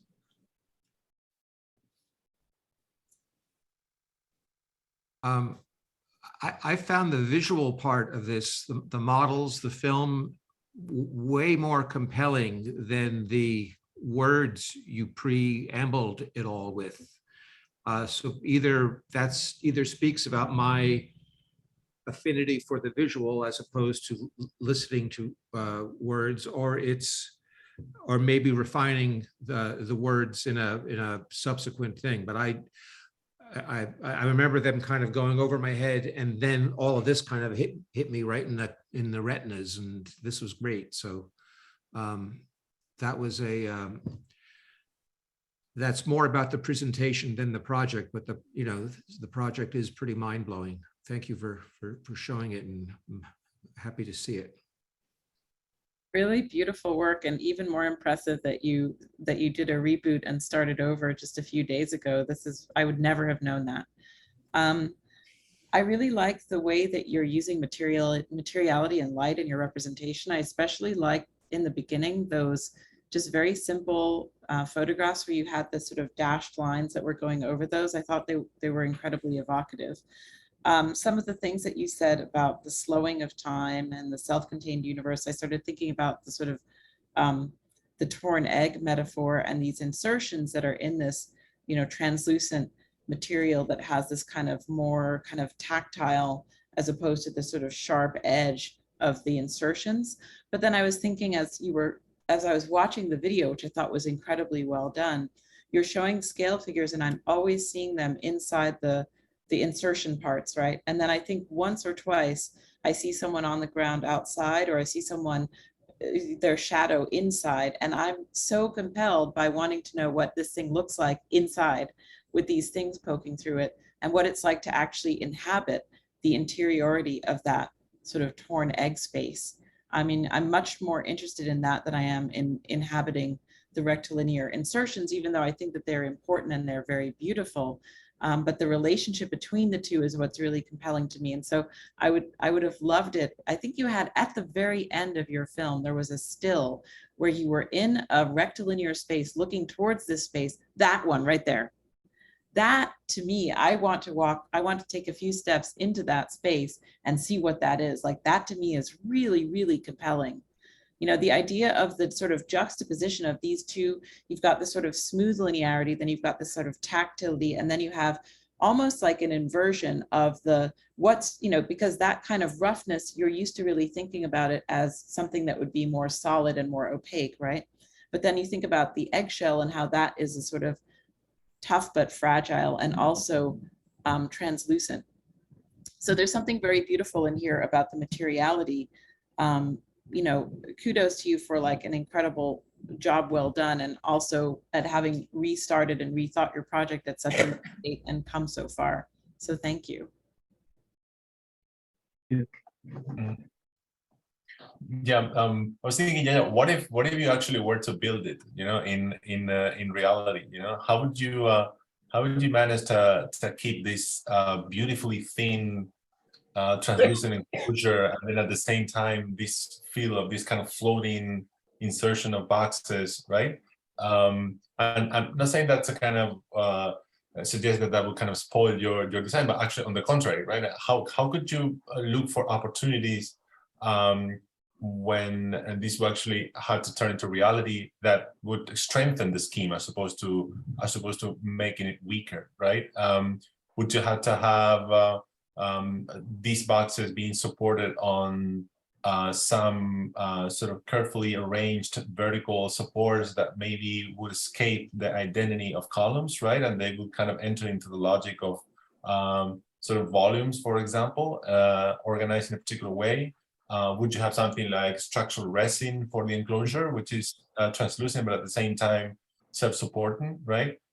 Would you have to tie some of those volumes in the inside to each other to achieve, you know, a certain cohesiveness for the structure, perhaps, and that would kind of add more to the phenomenology of the interior, or maybe the ramps also will contribute to that somehow.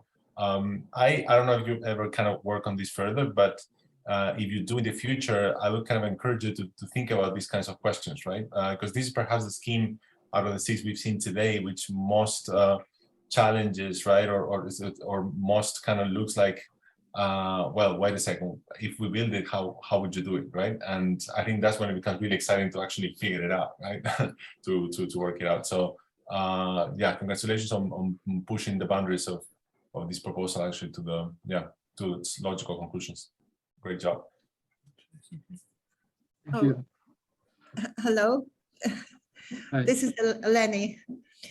Your project, when you were showing first this perfect egg and then punctured, I felt so much stress. And then when you showed your film, I felt this kind of terror. And I think that this is actually something quite important. It goes back, is it Jiang Wen? You and Jiang Wen both have parts of your project that brings up this kind of, evokes this elemental terror that we feel, yes, faced with the cosmos. Many of the projects are not dealing with that kind of thing. I don't know if you intended it that way, but I think it's something that we have to acknowledge, because we deal with that terror through our so-called intellect. And so actually, I just wanted to comment on that, that there is something, that was something very important about both your projects. And in your case, I can't get over the puncturing of the egg for some reason, because the egg is this perfect cosmos. But yes, I understand it. And I think it's a very powerful metaphor. So congratulations. Thank you. You know, this is something I've been quite interested in, is this fear of empty spaces. I think there's an Italian term, horror vacui. And we tend to kind of populate empty spaces with things and kind of order. And I think it comes from perhaps a fear of not knowing. And when you're presented with something that's boundless, it's quite frightful. I mean, even just thinking of the cosmos is quite a frightful thing. Or maybe it's exciting. You know, maybe it's the unknown, into the unknown. You know, there's a song in the children's movie Snow, I guess it's Snow or whatever, Frozen, into the unknown. And I think that's really part of what this project is about. And I have to say that, well, I always think of The Endless House, Kiesler, Frederick Kiesler's work, The Endless House, when I look. And could you put on that last slide that Vanessa said was so beautiful, where you're inside the, yes, that. You're inside the rectilinear, the known, and you're looking into this spherical. I think those types of views could tell you how to realize this project, because there's this kind of grounded feeling of the orthogonal space, but you look into this glowing spherical space. And I think, by the way, I think it could go back to what Ilya said earlier, that for every one of these projects, there's a problem he sees, and that is the artifact to nature relationship.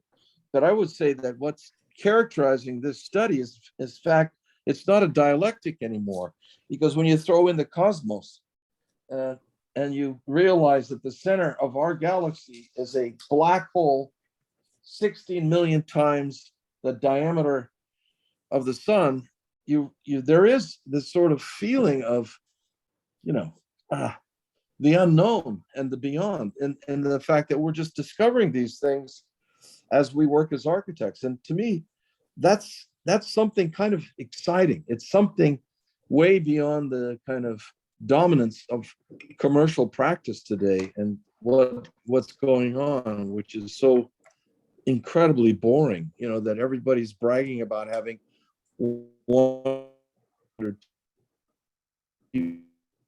I think that the excitement of this show is something unknown, and I think that's what's exciting about these projects. I'm glad to hear from these critics, and I think we're learning from the students as well.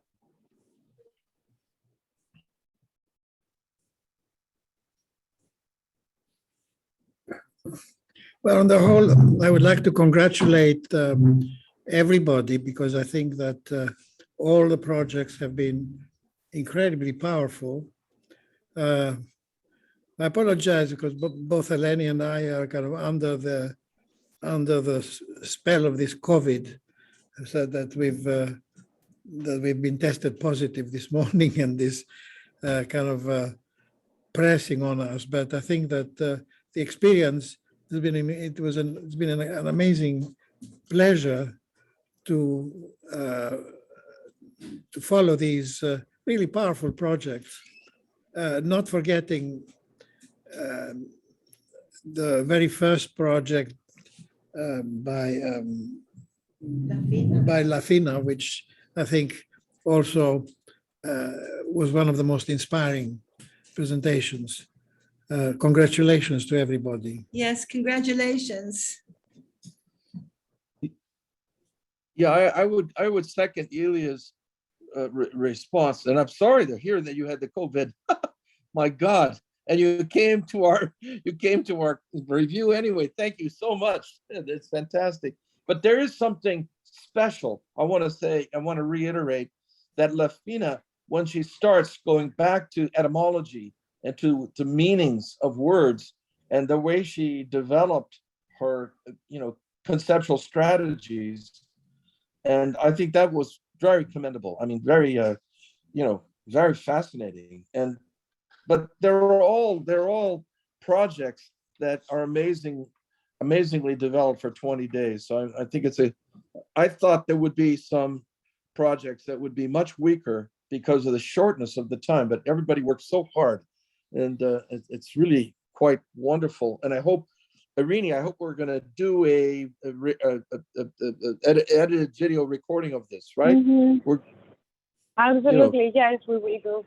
I very much enjoyed working with this group of residents, and I also enjoyed very much, everybody was very attuned to poetry, very much so, reading poetry, writing poetry, and that was something unique to this group of 6 residents this year. I very much enjoyed that. Well done. Thank you. And given the Thank you. intensity of the production, Stephen, maybe the 3 weeks work after all, the 3 week Well, duration they for the they program. probably need 3 weeks to recuperate. It's just incredible.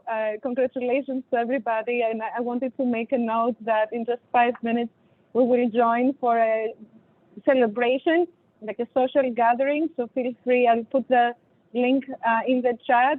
Residents, please stay. Former residents will join. Whoever wants to just stay and talk a little longer, this is the link. Otherwise, we're very, very grateful for your time and your input here. Thank you so very much. Thank you for inviting us. This was really wonderful. Thank you so Some much. people are in Greece. Thank you. It's very late in Greece. Thank you for the invitation. I must leave though, but thank you. Of course. you.